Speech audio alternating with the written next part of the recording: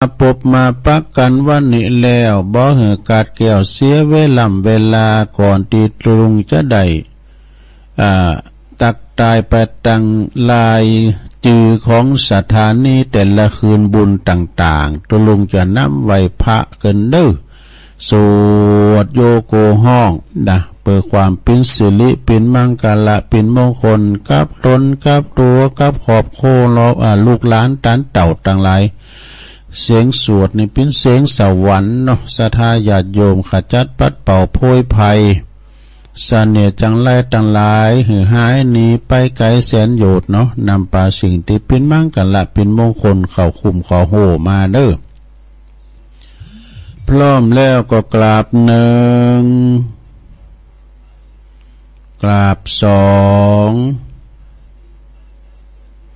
กราบสามอิมินาสกาเลนะพุทธังอภิปูชยามะอิมินาสกาเลนะธัมมังอภิปูชยามะอิมินาสกาเลนะสังฆังอภิปูชยามะอะระหังสัมมาสัมพุทโธภะคะวาพุทธังภะคะวันตังอภิวาเทมิสวากขาโต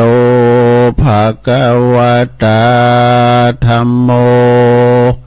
ธัมมังนัมมสสามิสุปฏิปันโนภะคะวะโตสาวกสังโฆสังฆังนะมามินะโมตัสสะภะคะวะโตอะระหะโตสัมมาสัมพุทธัสสะนะโมตัสสะภะคะวะโตอะระหะโตสัมมาสัมพุทธัสสะนะโมตัสสะภะคะวะโตอะระหะโตสัมมาสัมพุทธัสสะอิติปิโสภะคะวะอะระหังสัมมาสัมพุทโธวิจาจารณะสัมปันโนสุขโตโลกวิตูอนุตตโลปุริสธัมมาสาลทิสัทธาเทวมนุสสานังพุทโธภะคะวะติสวากขาโตภะคะวะตาธัมโมสันติติโกอากาลิโกเอหิปัสสิโกโอปันนายโกปัจจตังเวทิตาโปวินโยหิติสุปฏิปันโนภะคะวะโตสาวกสังโฆอุจจุปฏิปันโนภะคะวะโตสาวกสังโฆญายะปฏิปันโนภะคะวะโตสาวกสังโฆสาเมจิปฏิปันโนภะคะวะโตสาวกสังโฆญาติตังจัตตาลิปุริสยุคานิอัฏฐปุริสปุคคลาเอสะภะคะวะโตสาวกสังโฆ อหุ นายโยปาหุนายโยตักขินายโยอัญจัลลิกาลนิโยอนุตตลังปุญญเขตังโลกัสสติจะยันโตโปธิยามุเลสกายานังนันทิวัตันโนเอวังตวังวิจัยโยโหหิจัยยสุจัยยะมังกัลเลอปัลลาจิตะปันลังเกสิเสปัตตวิปุคัลเลอภิเสเกสัพพพุทธานังอากัปปะโตปัมโมทติสุนักตังสุมังกัลลังสุปปะตังสุโหติตังสุขันโนสมโหโตจะสุเยทังพระมาจัลลิสุปัฏกินังกายกัมมังวาจากัมมังปัฏกินังปัฏกินังมโนกัมมังปันนิทิเตปัฏกินาปัฏกินานิกัตวันนะละพันตัตเถปัฏกิเน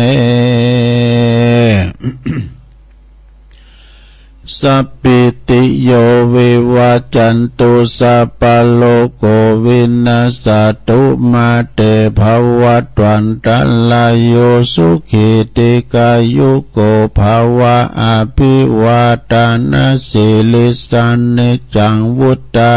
ปัจจายโนจัตตาโลธรรมาวัฏันติอายุวันโนสุขังปะลังเอาแล้วน้อศรัทธาญาติโยมทั้งหลายตุลุงก็ปิ้นเก้าปิ้นโหนำสวดมนต์ไปปิ้นตีเรียบร้อยขอกุณปฏิตไลรัตนะผ่านแผ่วตังพระเกี่ยวเจ้าตังสามประการจงดลบันดาลมาปกป้องคุ้มครองหักษาวัดวาอารามคงแก้วตังสามหักษายังครูบาอาจารย์พระภิกษุสามเณรอยู่กับวัดกับวาเนาะประพฤติวัดปฏิบัติธรรมเผยแผ่สัจธรรมคำสอนขององค์พระสัมมาสัมพุทธเจ้าได้มาเป็นเนื้อนาบุญหือศรัทธาได้ทำบุญสักการะบูชากราบไหวเนาะเป็นประธานในการดำเนินการก่อสร้างก็เป็นเนื้อนาบุญอันนั้นอันนี้นะ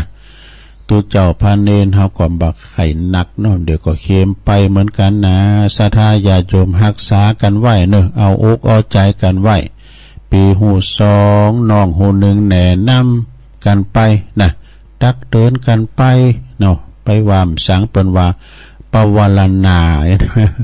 อนุญาตให้เปิ้นตักเดินโต๊ะเก่าได้คนอื่นตักเดินโต๊ะเก่าบ่ได้หรือว่าภัยติภัยใต้หน่อยโคดขึ้นมาเป็นฟืนเป็นไฟอันนี้เปิ้นเลยว่าคุณมีทิศที่สูงต้องฟังเปิ้นพองฟังเฮาพองเปิ้นว่าจะไปฟังกองหน้าเดียวเปิ้นว่านะฟังเหตุผลเปิ้นพองเปิ้นว่าการไผติเฮาเนี่ยนะไผบอกให้เฮาไปต่างดีเปิ้นว่าติเผอก่อเปิ้นเรียกว่าเปิ้นจี้คุ้มทรัพย์เฮาเนี่ยนะเนาะ พอออกไม่ออกปะลงไม่ลงก็มันกันเนอขอให้มีสุขภาพพลานามัยสมบูรณ์แข็งแรงกินข้าวลำกินน้ำลุงเนออยู่ก้ำจูปูจาปิ้นลมโพลมใสของลูกของหลานเนอลูกหลานด้านเต่าก็ดีจะไปกัดไปลีครับรถครับลาออกคุ้มออกโหก็มีสติก่อนสตาร์ทรถมันหนักมันหลายโกไปตกไปต่ำเปิ้นเนอนะระวังตึงรถเฮาระวังตึงรถเพิ่นรถมันหลายอย่างบีบินนะคุณเฮานี่เปิ้นว่าขี่รถเตียวตังตีนก่อนนี้ไปไหนเปิ้นเตียวสมัยเตียวเนาะบัดเดี๋ยวน่าจะไปหันมันนี่ไก่ว่าได้รถเครื่องไอ้กันโอ้คนเฒ่าก็เหมือนกันเด้อเพราะดำบัดเดี๋ยวน้ำใจย่อยในมีรถไฟฟ้า3 ล้อน่ะ ก็เขาทาเมื่อกันเนอะของติบเนอะจะไปหันมาในแอลซอดบ้านเนี่ยไปออกกูตั้งโลงเนี่ยลงเนอะรถไฟฟ้าเนี่ยนะมันมิถเบนนะเอาแอลบันปีบันน่องบันลูกบันล้านไปอากะนะมันง่ายเนาะแล้วก็ขอปินกำลังจิตกำลังใจอีปออีแม่ที่เดินเหินไปไหนมาไหนบัดใดติดต่างติดเต้งอีน่าหลงเนอเอาวิทยุปินกูปินกีมไปเนอฟังน้ำฟังธรรมไปนะแล้วก็ศรัทธาก็ขออยู่ดีมีสุขเอาแล้วศรัทธาตอนนี้ตนลุงก็จะได้เอื่นไปตั้งสถานีคืนบุญต่างๆทำมีเปิ้นเขาก็ได้ยินดักเซปนนึก็วิทยุในคืนเครือข่ายที่เปิ้นหับสัญญาณรายการธรรมะโชงภาคภาษายองตั้งแต่เวลาตี 3 ถึง 5 โมงเนขอบคุณสถานีวิทยุเพื่อพระพุทธศาสนาการศึกษาและวัฒนธรรมวัดฝายหินเนตำบลสุดเตบอำเภอเมืองเชียงใหม่ FM 104.50 เมกะเฮิรตซ์เนโดยเมตตาบารมีธรรมอาจารย์ท่านพระครูสมุวิสุวัฒน์วรกิจโจองค์ขลงในเมืองก็ฟังกันหนักกันหลายคืนนี่ไปไกลแผ่วหลายด้อยนางเกี่ยวหลายด้อยขุนตาลแมะปุ่นนะเวียงตังเชียงฮาเชียงดาวนะก็ฟังกันไปขอบคุณสถานีวิทยุนะของคณะสงฆ์อำเภอฝางเนอตั้งอยู่ที่วัดพระพุทธบาทอุดมนำบ่อสาวาสำนักวิปัสสนา FM 100.25 เมกะเฮิรตซ์โดยเมตตาบารมีธรรมหลวงพ่อท่านพระครูสุจิตานุรักษ์หลวงพ่อใหญ่เจ้าคณะอำเภอฝางขอบคุณตุปีจำเริญโชติธรรมโมตุปีสุเทพด้วยเนอะลิงสัญญาณปินน้องฟังกันลงลายเนอะขอบคุณสถานีวิทยุแดนดินถิ่นล้านนาตั้งอยู่ที่บ้านโฮงโงตำบลน้ำบ่อโลงสันป่าตองเนาะ FM 103.50 เมกะเฮิรตซ์โดยคุณรุจิสมบัติเงาคำนะและก็ขอบคุณสถานีวิทยุคลื่นธรรมมาของซุ้มโซนวัดห้วยตองซักตำบลขงเป้าอำเภอจอมตอง FM 98.75 เมกะเฮิรตซ์โดยเมตตาบารมีธรรมอาจารย์พระครูวาปีวรมานิตแล้วก็ท่านพระอาจารย์ชาวลิชยวังโสพี่น้องโซนไต่ซ้ายไต่ก็ฟังตั้งแต่เพลงลูกทุ่งสมัยบักเก่าอมตะนิรันดร์การขอบคุณสถานีวิทยุมนเสียงธรรมอำเภอแม่แจ่มวัดบุพาราม FM 106.25 เมกะเฮิรตซ์โดยเมตตาบารมีธรรมหลวงพ่อท่านพระครูมงคลวิสิทธิ์หลวงพ่อใหญ่เจ้าคณะอำเภอแม่แจ่มเนื้อขอบคุณท่านพระปลัดอุทัยตึงสองอุทัยตัวเนื้อ ขอบคุณสถานีวิทยุเน็กเนลเรดิโอ FM 96.75 เมกะเฮิรตซ์ตั้งอยู่ที่บ้านโจงตำบลทุ่งขวาวห้างหุ้นส่วนจำกัดอนุสรณ์เรดิโออำเภอเมืองปานจังหวัดลำปางเนื้อขอบคุณสถานีวิทยุชุมชนคนเหนือเขื่อนตั้งอยู่ที่บ้านดงดำอำเภอฮอดจังหวัดเชียงใหม่FM 90.75 เมกะเฮิรตซ์เนื้อขอบคุณสถานีวิทยุเพื่อการศึกษาและพัฒนาอาชีพอาร์เรดิโอเน็ตเวิร์ก FM 103.00 เมกะเฮิรตซ์อำเภอเมืองจังหวัดลำปางเนื้อขอบคุณสถานีวิทยุอาร์เรดิโอเน็ตเวิร์ก FM 99.50 เมกะเฮิรตซ์วิทยาลัยเทคโนโลยีเพื่อการจัดการกฟผ.แม่เมาะลำปางนะแล้วก็ขอบคุณสถานีวิทยุวิทยาลัยสงฆ์นครลำปางนะวัดบุญญาวาสวิหาร FM 106.50 เมกะเฮิรตซ์นะขอบคุณท่านผู้อำนวยการดร.จิรศักดิ์ปันลำนะผู้อำนวยการสถานีเฮาขอบคุณอาจารย์ตัวเนอร์เปิดลิงสัญญาณปีน้องตังลำปางเขลังนครก็ฟังกันหลงหลายนะฮะขอบคุณสีคำเรดิโอนาเหลืองนอกอำเภอเวียงสาจังหวัดน่าน FM 92.50 เมกะเฮิรตซ์เนาะและน่านฟ้าเรดิโอ FM 100.25 เมกะเฮิรตซ์คุณลุงนิรันดร์ปันดอนตองเจ้าของสถานีดูสถาเก่าสถานีก็เนี่ยนะ หับสัญญาณรายการช่วงตอนเจ้าตั้งแต่ตี3เป็นต้นไปศรัทธาญาติโยมต้องขอบคุณทางสถานีทุกคืนทุกเครือข่ายเตอเนาะศรัทธาบางคนนั้นก็รอฟังรายการครูบาอาจารย์แต่ละตุนแต่ละองค์ความจริงเมื่อเจ้านี่นะศรัทธาเอามาจัดรายการเจ้านี่มันสมองมันโลงดีเฮ้ยนะมันโลงดีเอาก็อู่จาปาใสมานางอู่นางจ้าทำการบ้านคุณคว้าไว้พองนี่นะมานำเสนอให้ศรัทธาได้ฟังนะอาหารกายก็เข้านำโภชนะอาหารใจก็นำทำคำสอนขององค์พระสัมมาสัมพุทธเจ้านะศรัทธาญาติโยมทั้งหลายครูบาอาจารย์แต่ละตนนี่ก็บำเมินกันเนี่ยไปละสัตตายบางตนบางองค์เนี่ยก็เตธรรมบรรยายนะบรรยายทำเก่งฟังแล้วมันโมนอกโมนใจนะเอานำทำคำสอนมาอ่อยซื้อว่าเป็นปุ๋ย ปุ๋ยตั้งใจนะสถาอาหารใจบางตุนนะก็เป็นของประตังมรดกทำปืนเมืองนะบางตุนนะก็ไปตั้งเข้าห้ำกำเคอจ้อยหลากหลายเนาะสถาเนาะแล้วแต่สาระแล้วแต่ความสามารถแต่ละรูปแต่ละตนแต่ละองค์เนอะอีปอยแม่เขาก็เป็นผู้บริโภคก็ฟังกันไปนะตีได้ดีจับจ่ายตีได้ดีเก็บเกี่ยวไว้นะเอาไว้สอนลูกสอนหลานนี่นะสดาเนาะเขาบอกฟังด้วยโอ้ยทำผูกในเนี่ยมันปึ้งอิหลาแต่เนี่ยก็อิหลามันรับมันหับบัดได้มันรับอยู่ก่อมเป็นสังเนาะเอาละเนาะตอนนี้ไปตะลุงจะอู่เรื่องแบกกันเนอะคำว่าแบกนี่ก็ติ้มบ่านะแบกนี่คำว่าแบกนี่มันนัก เป็นว่านักแบกทางนั้นหมู่เฮาเจ้าขาดทั้งหลายก็เป็นนักแบก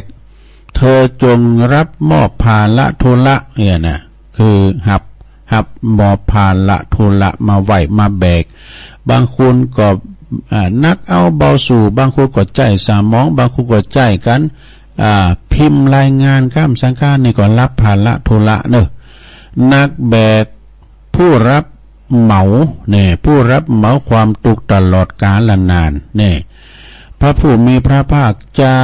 เปิ่นตรัสสอนว่าดูก่อนภิกษุทั้งหลายเฮาจักแสดงภาระผู้แบกภาระการถือเอาภาระและก็การวางภาระนี่แก่เธอทั้งหลายจงฟังจงใส่ใจให้ดีภาระนั้นเป็นไฉนภาระนั้นก็คืออุปทานขันธ์5วะสถานะเฮาแบกก่อนเดี๋ยวนี้ก็แบกขันธ์5เหมือนกันนะอุปทานขันธ์5เป็นไฉนก็คือได้แก่ขันธ์อันเป็นที่ตั้งแห่งความยึดมั่นคือรูปนี่ก็ได้แก่ขันธ์อันเป็นที่ตั้งแห่งความยึดมั่นรูปเวทนาความหูสึกที่เกิดขึ้นตั้งกายและตั้งใจสุขทุกข์และก็เฉยๆเนี่ยสัญญาก็คือความทรงจำความจำได้หมายรู้เรื่องตินน้อมนึกในอดีตนะก็ได้แก่ขันธ์อันเป็นที่ตั้งแห่งความยึดมั่นสัญญาแล้วก็มาวิญญาณการรับรู้ของจิตที่เกิดขึ้นทางทวารทั้ง6ก็ได้แก่ตาหูจมูกลิ้นกายและก็ใจเนอะวิญญาณนะแล้วก็สังขารสุดท้ายการปรุงแต่งจิตเกิดไปในปัจจุบันและอนาคตขันธ์อันเป็นที่ตั้งแห่งการยึดมั่นเนี่ยเปิ้นว่าผู้แบกภาระเป็นชั้นไหนก็คือบุคคลคือทันภิกษุพระภิกษุทั้งหลายอันนี้เรียกว่าผู้แบกภาระนี่เฮาเข้ามาทางศาสนาก็ค้นคว้ากะประวัติพระพุทธเจ้าเป็นชั้นไหนระเบียบวินัยเป็นชั้นไหนนี่นะภาระหมดแม้แต่การต้องโสดโยโกห้องก็เป็นภาระธุระของเฮานะเป เป็นผู้สืบทอดพระศาสนาเนาะรับภาระทุระทุกอย่างนะบางตนเป็นตุเจ้าเป็นตุโหลงก็ตุกโหลงนะ การถือเอาภาระเป็นไฉนตอบว่าภาระคือตัณหาอันทำให้เกิดอีกประกอบไปด้วยความกำนัดโดยอำนาจความเพลินมีปกติเพลิดเพลินในอารมณ์นั้นๆคือกามตัณหาภาวะตัณหาวิภาวะตัณหาอันนี้ตัณหาสามเงาดูก่อนภิกษุทั้งหลายอันนี้เรียกว่าการถือเอาภาระเน้อนี่แล้วก็การวางภาระนี่เป็นอย่างไรน่ะก็ตอบว่าก็ตัณหานั่นแหละดับโดยการสำรอกดูโดยบ่มีโสนเหลือการเสียสละการสละคืนการปล่อยวางการไม่พัวพันนะการไม่พัวพันภิกษุทั้งหลายอันนี้เรียกว่าการว่างทุละเนี่ยปล่อยว่างในโลกเนี่ยอันใดที่มันแบกนักก็ปล่อยว่างไปพระผู้มีพระภาคเจ้าเปิ่นตรัสคาถาอีกต่อไปว่าขันธ์ตั้งหลายนี่เป็นของหนักเน้อนะบุคคลแหละเป็นผู้แบกของนักปาไปการแบกถือของนักเป็นตุกนะเป็นความตุกในโลกการสันลัดของนักทิ้งลงเสียนั่นก็คือความสุขนะแต่บางแต่เบาแบกก่อนนักสถานวางก็เบานะพระอริยเจ้าก็สลัดของนักลงเสียแล้วทั้งใบยิบช่วยเอาของนักอันนั้นอันอื่นขึ้นมาอีกมาแบกแถมนะเอาเป็นผู้ตีถอนตัณหาได้กระทั่งลากเป็นผู้หมดสิ่งปรารถนาดับสนิทบ่มีส่วนหลอนี่มีส่วนหลอส่วนเหลือนั่นแหละในพระสูตรข้างต้นนี้พึงเข้าใจถึงคำว่าเบรกกันเนอะก็ได้แก่ความยึดมั่นถือมั่นนั่นแล้วในภาละอันหมายถึงอุปทานขันธ์รูปเวทนาสัญญาสังขารวิญญาณก็คือกายกับใจของตนนี่แหละอีกทั้งบุคคลอีกทั้งบางคนก็ยังหลงแบกขันธ์อันผู้อื่นอีกเนี่ยแบกขันธ์ตัวเก่าอย่างป้อแบกขันธ์ของเปิ้นทำไมน่ะบุคคลใดบ่มีกำหนดดูบ่ได้พิจารณาขันธ์คือกายและใจของตนนี่ยอมบ่ฮู้ยอมเป็นผู้ตีอย่างยอมเป็นผู้ตียังหลงอย่างยิ่งนะหลงอย่างยิ่งจึงเป็นผู้ยึดมั่นถือมั่นมากจนก่อให้เกิดความทุกข์อย่างท่วมท้นนี่ผู้หลงแบกขันธ์นะแบกขันธ์เนี่ยมันจะว่าแบกโหลในสถานเนี่ยผู้หลงแบกขันธ์เท่ากับผู้ที่รับเหมาความทุกข์ตลอดกาลและนานขอขอบคุณจากบทความของผู้เขียนนามประวัติเขียนนามคนเดินทางนำพระสูตรของพระสัมมาสัมพุทธเจ้ามาเผยแผ่เนาะขอสัมปสัตจงแจ้งแห่งธรรมในหักษาตนให้พ้นทุกภัยตัวเองที่อุปทานปรุงแต่งโดยอาจปรุงแต่งด้วยเทิน อันนี้อูถึงเดิงว่าการปรุงแต่งกันแบกอย่างต่างๆนะลงเนอะก็จบลงไปนะแล้วก็ยังมีอยู่สดาญาติโยมทั้งหลายวันนี้จะอูถึงว่ากฎแห่งธรรมชาติเนาะแต่ว่าในอูถึงว่ากฎแห่งธรรมชาติก็เดี๋ยวจะเอาคนดีนี่คนดีนั้นเป็นชั้นไหนจากคนดีแล้วก็จะว่าถึงกฎการสะท้อน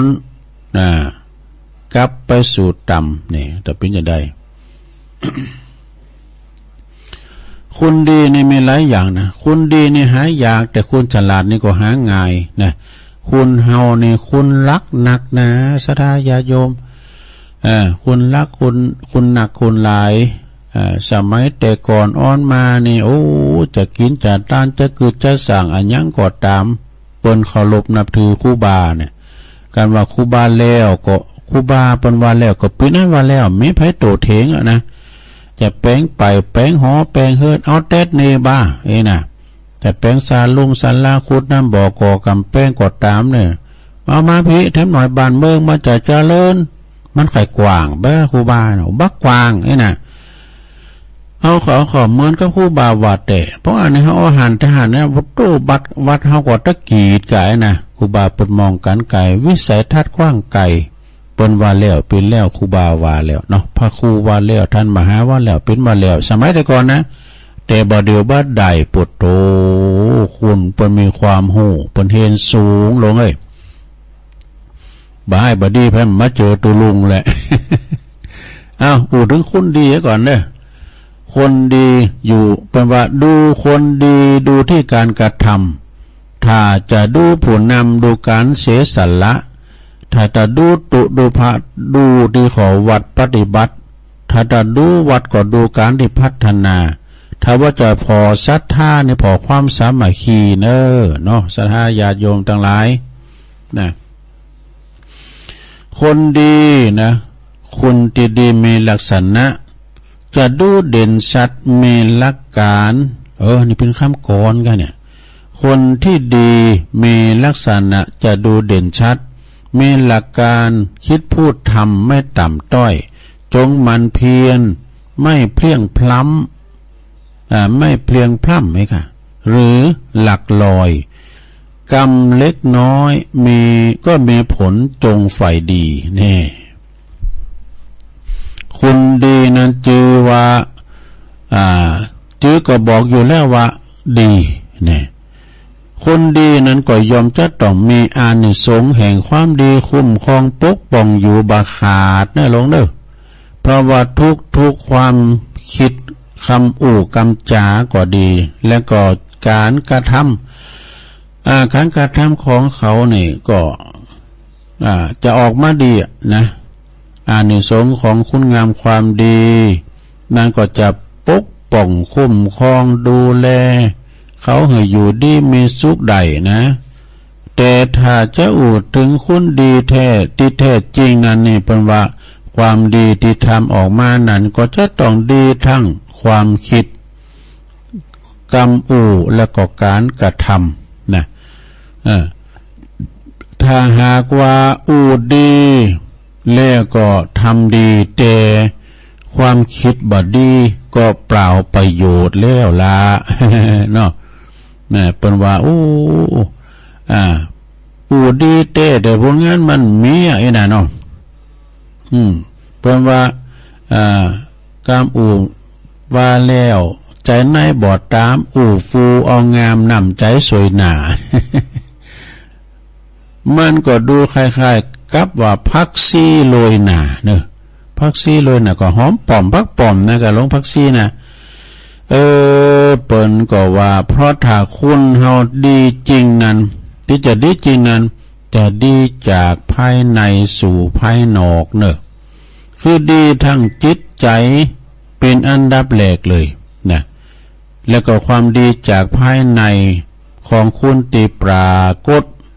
ออกมาสู่ภายนอกนั่นก็คือกรรมอุถ้าดีทางในแล้วนะก็มันจะปรากฏมาสื่อมาจากกรรมอุกรรมจ้าเนี่ยแล้วก็การกระทำโดย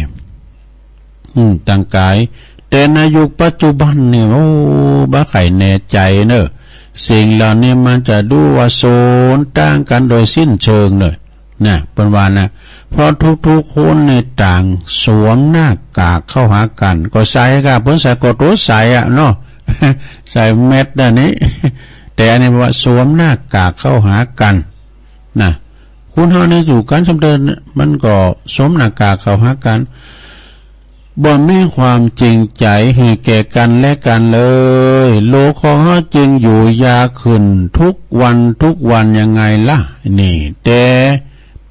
เฮาบ่สามารถที่จะเป็นจิตใจหรือการกระทำของคนอื่นได้หรอกนะจิตใจไผมันนาจิตตังว่าจะให้เขาเป็นอย่างนั้นจะให้เขาเป็นอย่างนี้นะมันก็ทำบ่ได้จะอย่างดีใจเขาต้องการในเมื่อว่ามันเป็นคุณเป็นแป้งคนอื่นบ่ได้ แต่เนี่ยเฮาก็ยังลองเปลี่ยนจิตเปลี่ยนใจของเฮาดูก่อนสินี่เปลี่ยนแปลงจิตใจเฮาก่อนตัวอันเปลี่ยนตัวเฮาก่อนง่ายกว่ากันเยอะเลยเพราะว่าตัวเฮาบังคับตัวเฮาได้แล้วถ้าหากว่าจิตใจของเฮาดีแล้วเดี๋ยวมันก็จะส่งผลถึงกรรมอู่และก็การกระทำของเฮาออกมาดีเมื่อความคิดความอู่กำจาและก็การกระทำของเฮานะดีขึ้นแล้วรับรองว่าอานิสงส์แห่งกรรมดีนั้นยอมมีแน่นอนนะอานิสงส์จากเตียนเฮาปฏิบัติมาเนี่ยตรงนี้นะก็อาจจะเปลี่ยนแปลงจะไปเปลี่ยนแปลงจิตใจของคุณรอบข้างเฮาได้นะมันเปลี่ยนแปลงไปเหิมก่อนมันใจอีนี่นะ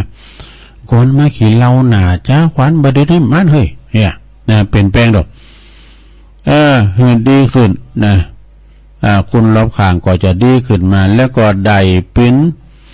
แปลว่าได้พร้อมได้พองได้อยู่ก็เจอว่าคุณดีนะพระฟ้ายอมคุ้มครองเสมอเนอะตกน้ำบ่าไหลตกไฟบำใหม่แต่บางคนนะเป็นว่าแต่ในบางครั้งในเฮาหารคุณดีก็ปะเจอสิ่งที่ให้เนี่ยเฮาพยายามทำดีแล้วนะแต่ว่ารอบข้างมันให้ต่อเฮาเยอะๆได้อันนั้นก็เป็นภาวะทุกคนนั้นต่างก็มีวิบากกรรมนะวิบากกรรมติดตัวมาอยู่เพราะฉะนั้นนี่ซะท่าเฮาก็จะต้องชดใช้กรรมนั้นก่อนบ่มีไผหลีกพ้นกรรมเตียนเฮากระทำว่าเด็ดปังก่อนจัดก่อนได้ลอกจงจำไว้นี่อันนี้จะเป็นคำกรเนี่ยกันเนี่ยโหลนะใครคิดดีก็มีชัยไปกว่าครึ่งแต่กันเนาะจึงสามารถจะต่อยอดออกจากทุกข์ความคิดดีเริ่มต้นที่จิตบริสุทธิ์ก็จะหลุดจากกรงขังอันยาวนานได้กันเนาะพบทางออกจะรอดพ้นอย่าสงสัยอคติตัดทิ้งไปไม่สืบสารต้องเชื่อมั่นในความดีให้ยาวนานใครจะค้านว่าเราไม่ดีมีผลกรรมนี่กฎแห่งกรรมนั้นมันยากจะปกปิดคิดไม่ดีนั้นมีสิทธิ์อาจเพลี่ยงพล้ำความคิดดีชีวิตนี้รู้เท่าทันกรรมที่ก่อต่อจากนั้นเป็นกรรมดีนี่หากมีจิตที่ศรัทธามาเป็นหนึ่งชีวิตจึงมีหนทางมาเกมนี้ใช้ความคิดพิจารณาดูอีกทีเห็นว่าดีก็จงรีบลงมือทำนี่กฎแห่งกรรมจะนำทางสร้างอนาคตกรรมทั้งหมดต้องชดใช้ตามไล่หลังรอเวลาสนองคืนขอยืนยันโลกใบนี้นั้นไม่เคยมีของฟรีเนี่ยในโลกเขามีของฟรีอย่างหรอกนะมีจะโดก็หาไปกินข้าวห้องตาลก็กินฟรีหรือก็ถูกต้องมันเทงบ่คืนนะเยอะขี้เหล่ามาเซลดูไม่ได้ดูก็ว่าห้องตาลมือห้องตาลมือห้องตาลเล่ามันว่าไปเลยห้องตาลเล่ากินฟรีไม่ก็โต๊ะไม่มีเยี่ยมใดเนาะให้ใครไปถามกันไปขี้เหล่าเป็นเซลหรอกวันนั้นก็โกก็ไม่หอนน่ะไม่หอนขี้เหล่าเซลทำแล้วอันยอมหลีไม่หน่อยดีเจไม่มันหอนเนาะมันหอนมันบ้าโหมนว่องอย่าไม่ลงเขาโทรมาแล้วก็ปูดทะยุดังมันหอนนั่นน่ะโดขี้เหล่าเซลเนี่ยไม่มันก็หอนกันนะผมนึกว่ามันก็หมาวันนั้นได้มาตัวขี้เหล่าไม่เซลเนี่ยได้ถึงไหนเอาให้ดีกันเนาะโอ้ความจริงก่อนมีจะหลายเนี่ยเอาเห็นบทหนึ่งนะเราเลิกกฎแห่งกรรมสะท้อนกลับนี่ ก็เดียวกันเนอะตัวลุงก็ตั้งทำไว้มันก็น่าจะเตะทำอยู่นะลุงเนี่ยวันนี้พี่น้องตั้งใส่ประการเนี่ยเปิ่นเป็นเจ้าภาพได้ น้อมนำพระธรรมเทศนามา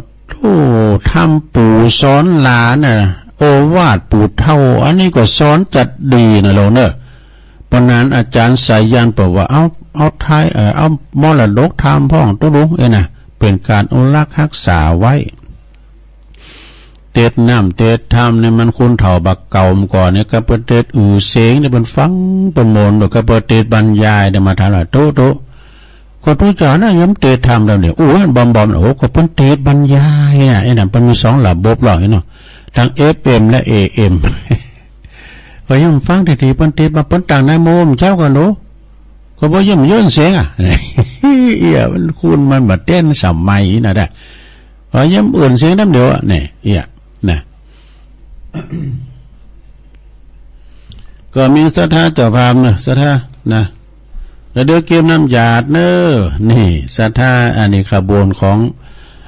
แม่สีทรเปรมจิตจากหนองบัวไซปาการเป็นมาหนึ่งลำรถตู่มาบ่ปะตูลุงตุยเป็นมาตอดกะถินที่วัดหนองเหงแล้วก็โหลดมานี่เนาะโหลดไปที่วันใหม่ที่ปีวันใหม่ก็บ่ปะมาที่ตุลุงยองก็บ่ปะไหนแต่พี่สังเนาะแม่พรนี่ก็เอาเนี่ยเอาหมกอุ่นมาให้เนาะแม่จันเกี่ยวก็เอาผักกาดหอมขาวหอมแดงเนี่ยแม่สวรรค์เขาก็เอากาแฟอย่างไม่กะนะแม่สีทอนก็เอามาหลายอย่างอันนี้ขบวนของอันพี่น้องเมืองฝางไส้ประการเกมฮับปอนก็เดียวฟังนำฟังธรรมให้กันเนอะแล้วก็แม่สมบูรณ์เนอะอัจฉริยะมนตรีแต่ก็เดี๋ยวจะเล่าก่อนแม่สมบูรณ์หน่อยพี่น้องน้องเจดีเนอะตำบลนครเจดีก็หอมกันเตดมาด้วยนะก่อนเป็นเนเนอร์ก่อนของงานแม่สมบูรณ์อัจฉริยะมนตรีนี่นะก็เดี๋ยวจะอ่านคำอันนี้ทำอัมพรไม่อัมพรคำวินิจเนาะถวายทานก็เกี่ยมนำจ่าไว้ปนิดแม่น้อย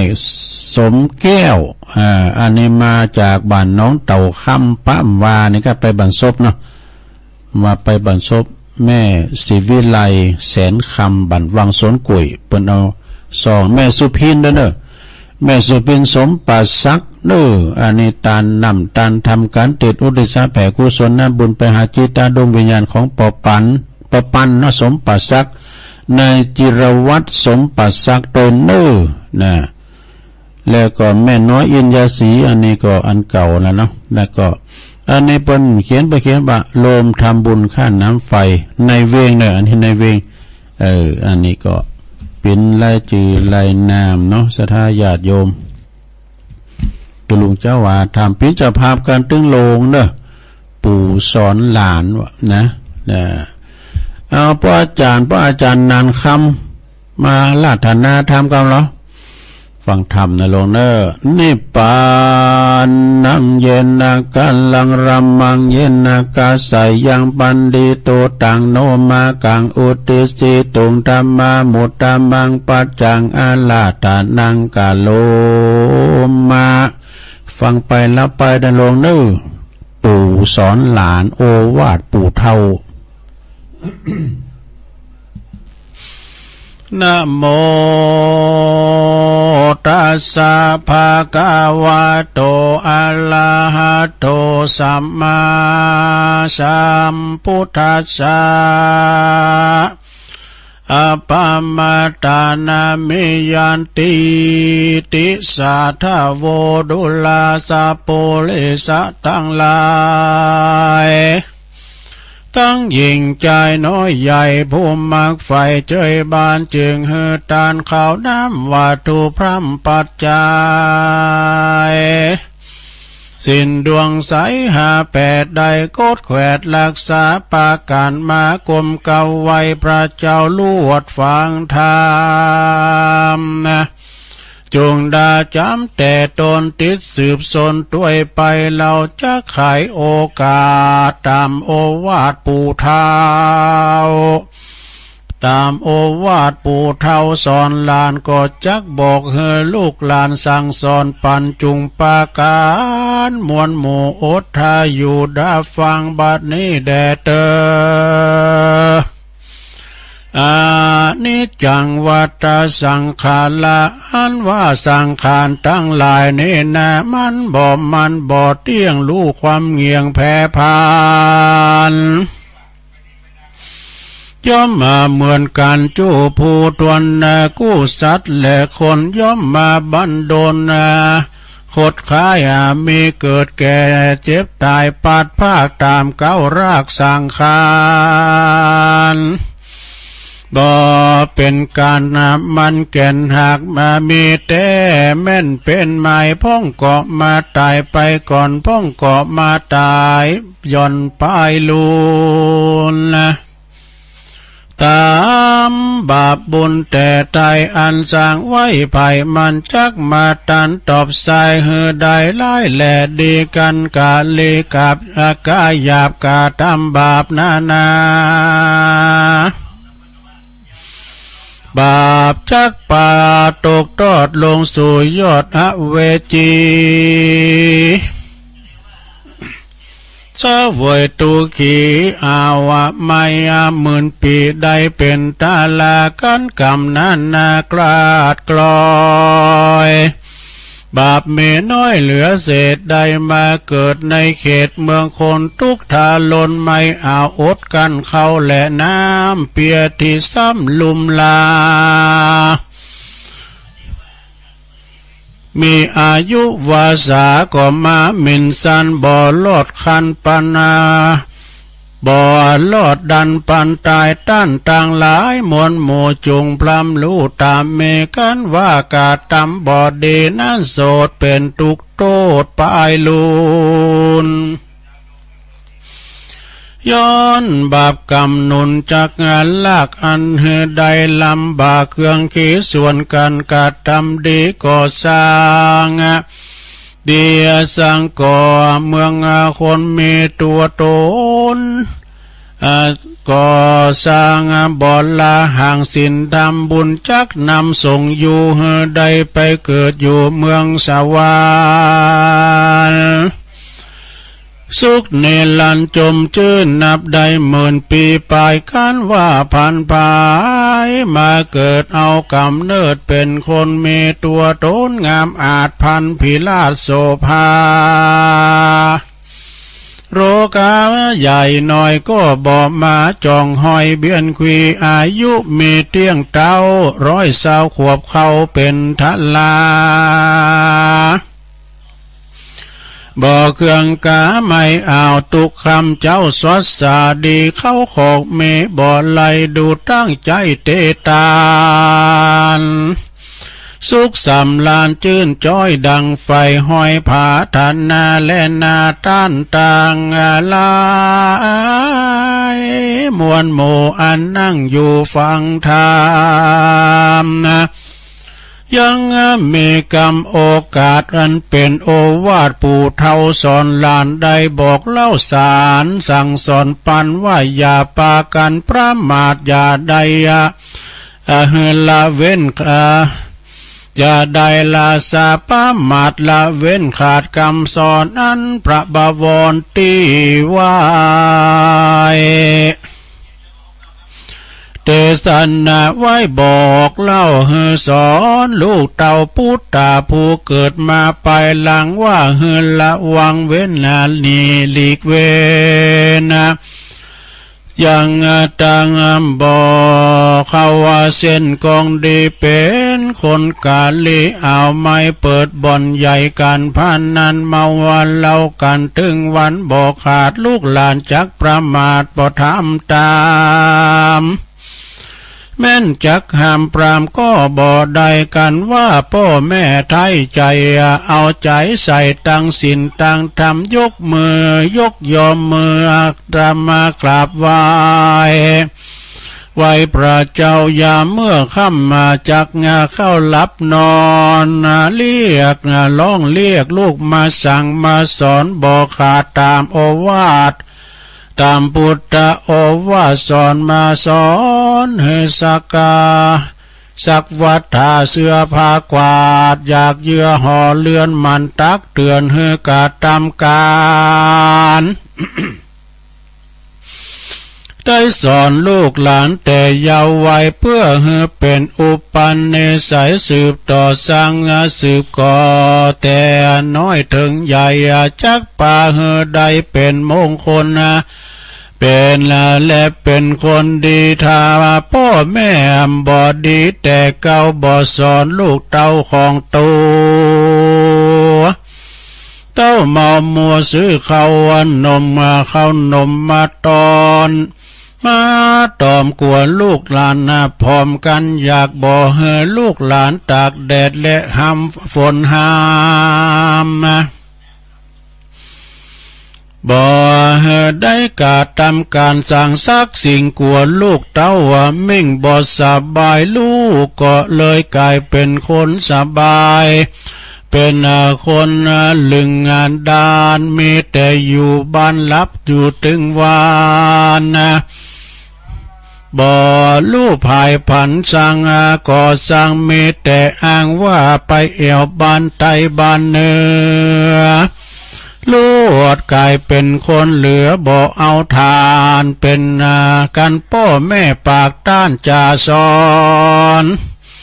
ก็มาเยะนางงอนโขดไม่ไล่บุบตีพ่อแม่ไทยของตนเยะเป็นคนใบบอดกันเป็นคนบอดรู้ลอดบุญกุลภายเพราะว่าพ่อแม่นั้นบอดดัดนิสัยเมื่อแต่น้อยเรียกว่าลักลูกบอดถูกทอยบ่ถูกถอยตามกองดีนั่นแหละนาในแถมในยะนึ่งนั้นลาวพ่อแม่เจ้าควรเข้าใจอันเป็นต่างดีงามไปนาเพื่อให้ลูกลาได้เป็นคนดีการด่าตีลูกหลานนั้นเราจะจมซ้ำทุกคำเจ้าแรงง่ายว่ามันยังบอดตายหงตายหาแจ้งจ๋าแจ้งด่าตึงกองดังกองบานกองจองปากก็บ่จาสอนม่วนหูดามาหมูลูกลูกตัวเก่าเหือล้อนไม่เอาจิตใจตนจากานงนมีพร่ำพลอมเป็นกำบ่อ่อนน้อมจะหวานเหือลูกหลานได้จื่นสัวเขาก็ลวดลิงลู่ไปบ่ไปหาลวดเฮือสองขาพ่อแม่ได้อยู่แก่แต่คนเดียวเต้าเท้าจุ้มหมู่ลูกเต้าไผ่บ่เลี้ยวแลเลี้ยวเต้าว่าได้เสาะหากินคนเดียวตูกยากอดกันอยากเผาตีนมือกินทุกเครื่องขินบ่ขาดคอบ่เมไผมาเฝ้าพอกอยใจเพราะว่าคนเท่าจังไล่ขี้จมขี้ด่าขี้แซมขี้เดือดขี้ด่าไผลวดบ่ไหวนามาหากันว่าจะกินสั่งจากก็บ่สะดวกย้อนว่าเท่าปากสวกสะหาวเล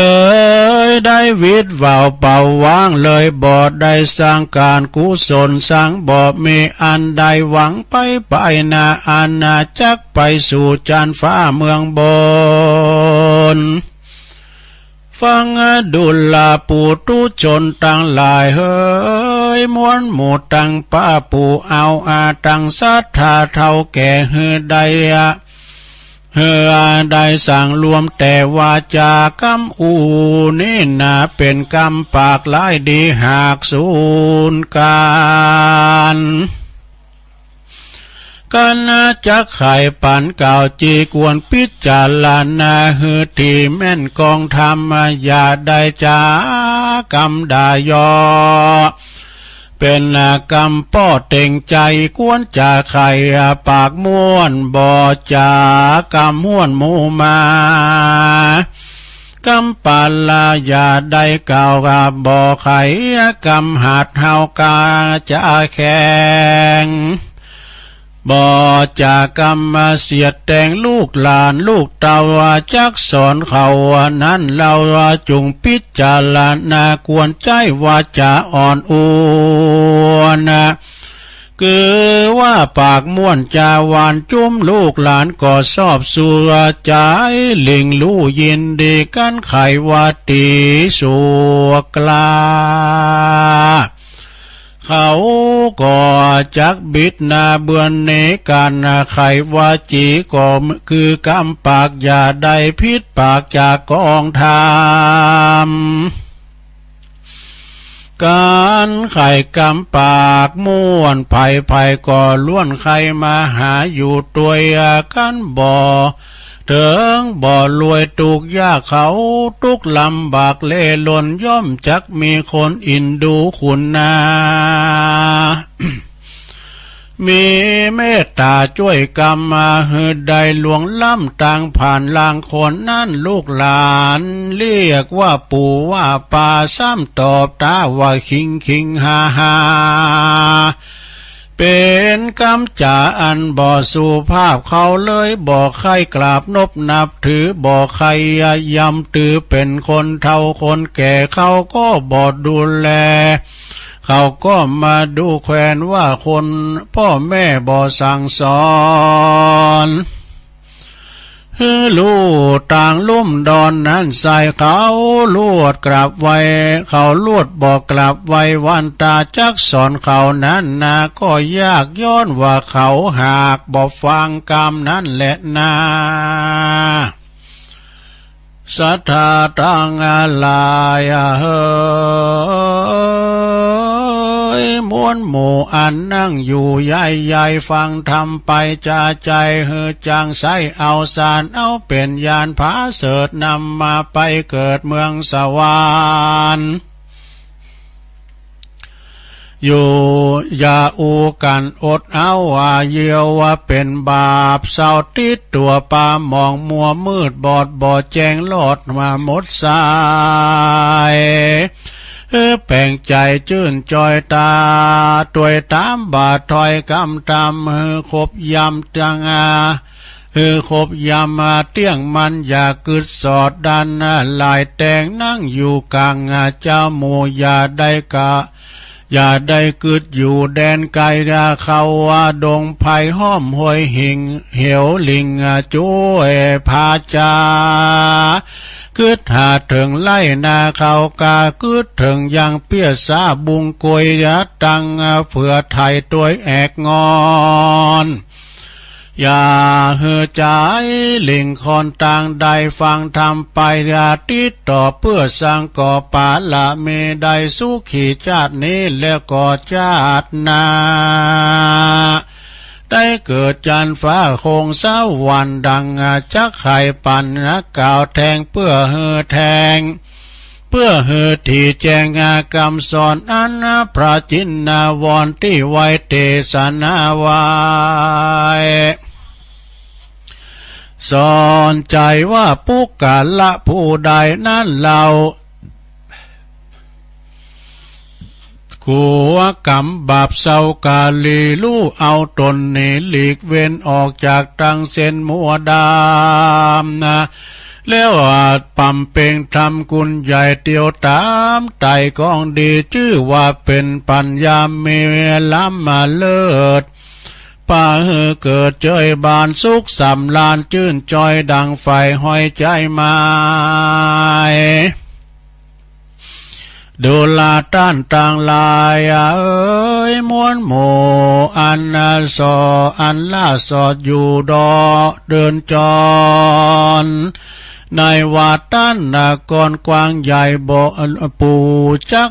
กล่าวไว้สอนใจว่าปุกกะละผู้ใดใจหยาบมักกะทำบาปเวรกรรมบ่เมสินทำสักอย่าใจเฮาหาดปาลาคาสัตนาน้อยใหญ่บ่เตียวไต่กองทำลักของลักบังเอาเข้าของ ตั้งเงินทองผู้อื่นอันเขาบ่ยื่นวางปันไม่ใจพันลิงลูเอาตังจูกาเมซอสาแอลซออนาเปีย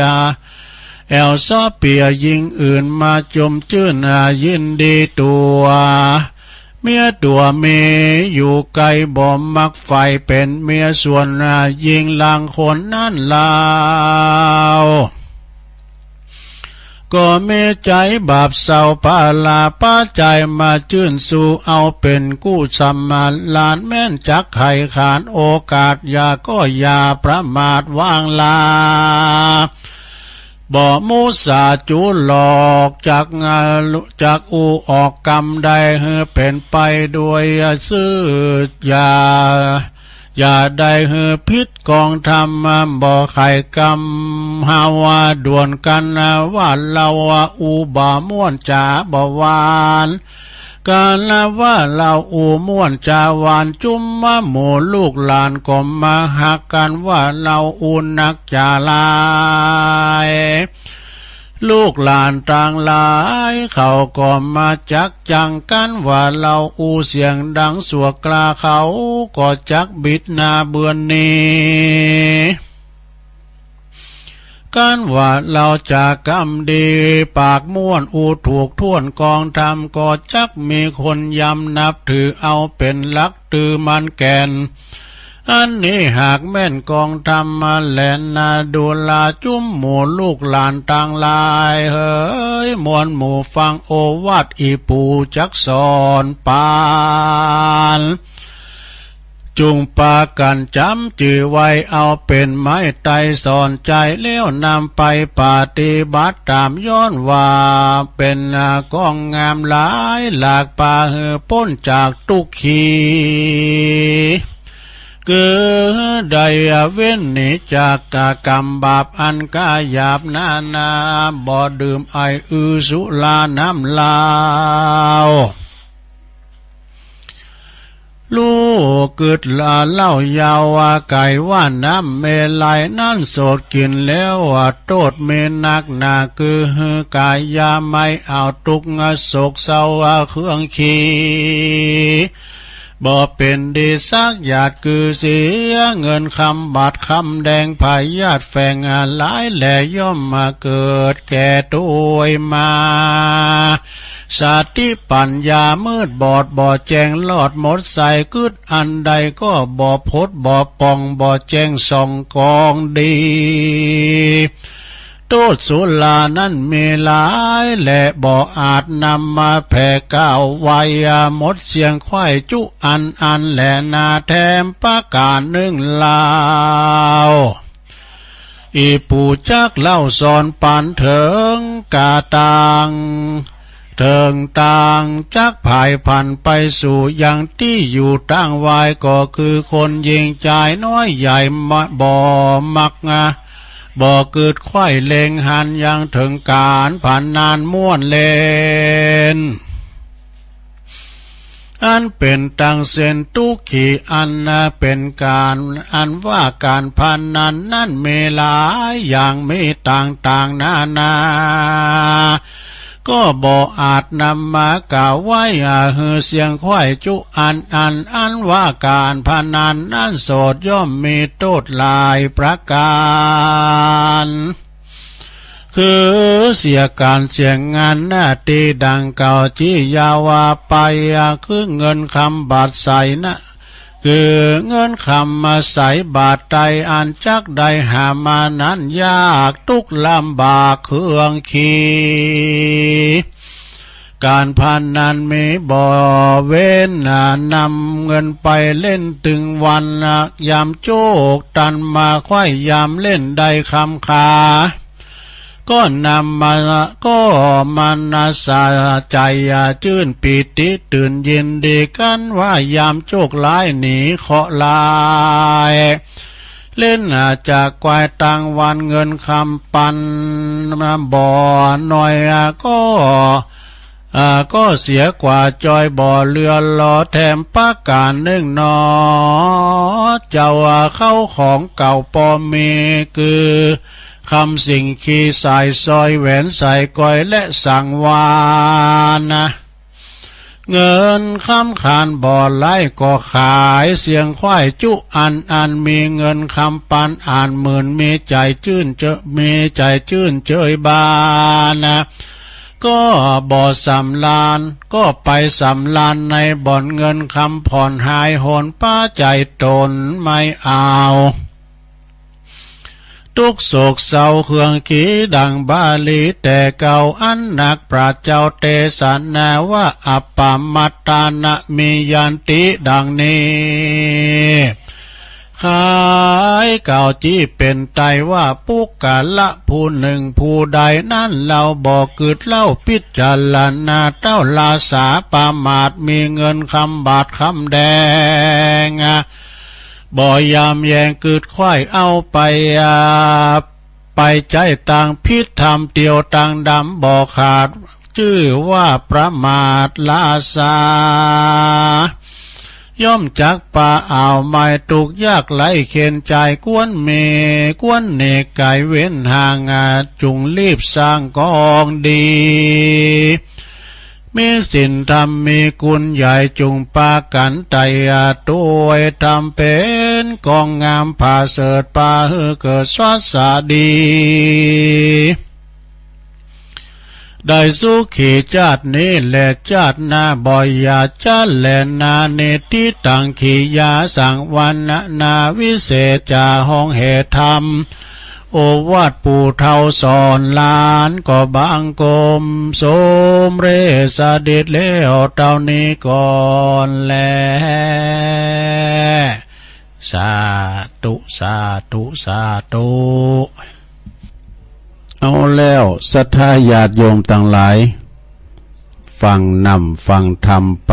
จบลงไปโอวาทปู่เท่าก็คือปู่ย่าตาโถดหน่อยเนาะเปิ้นนั้นได้สั่งได้สอนแต่ก่อนนั่นนี่ตัวลุงปิ้นละอ่อนปิ้นน้อยคือละอ่อนนะไปนอนบ้านปะหลงผมจะปะหลงบ้านนะปะหลงจ้าเนี่ยก็คือปิ้นปอของแม่เป็นนอนโดยเปิ้นเนี่ยก็ก่อนรับก่อนนอนเปิ้นถ้าเราเนี่ยทานเนี่ยฟังดูเราเนี่ยทานเนี่ยฟังก้าอีนะอันเป็นนิทานธรรมอย่างว่าจันทคาปูจีก้าเนี่ยเจ้าน้อยนอกุมารเนี่ยเหาะสวรรค์ขุนบุญเมืองฝ่ายนะแล้วก็อัน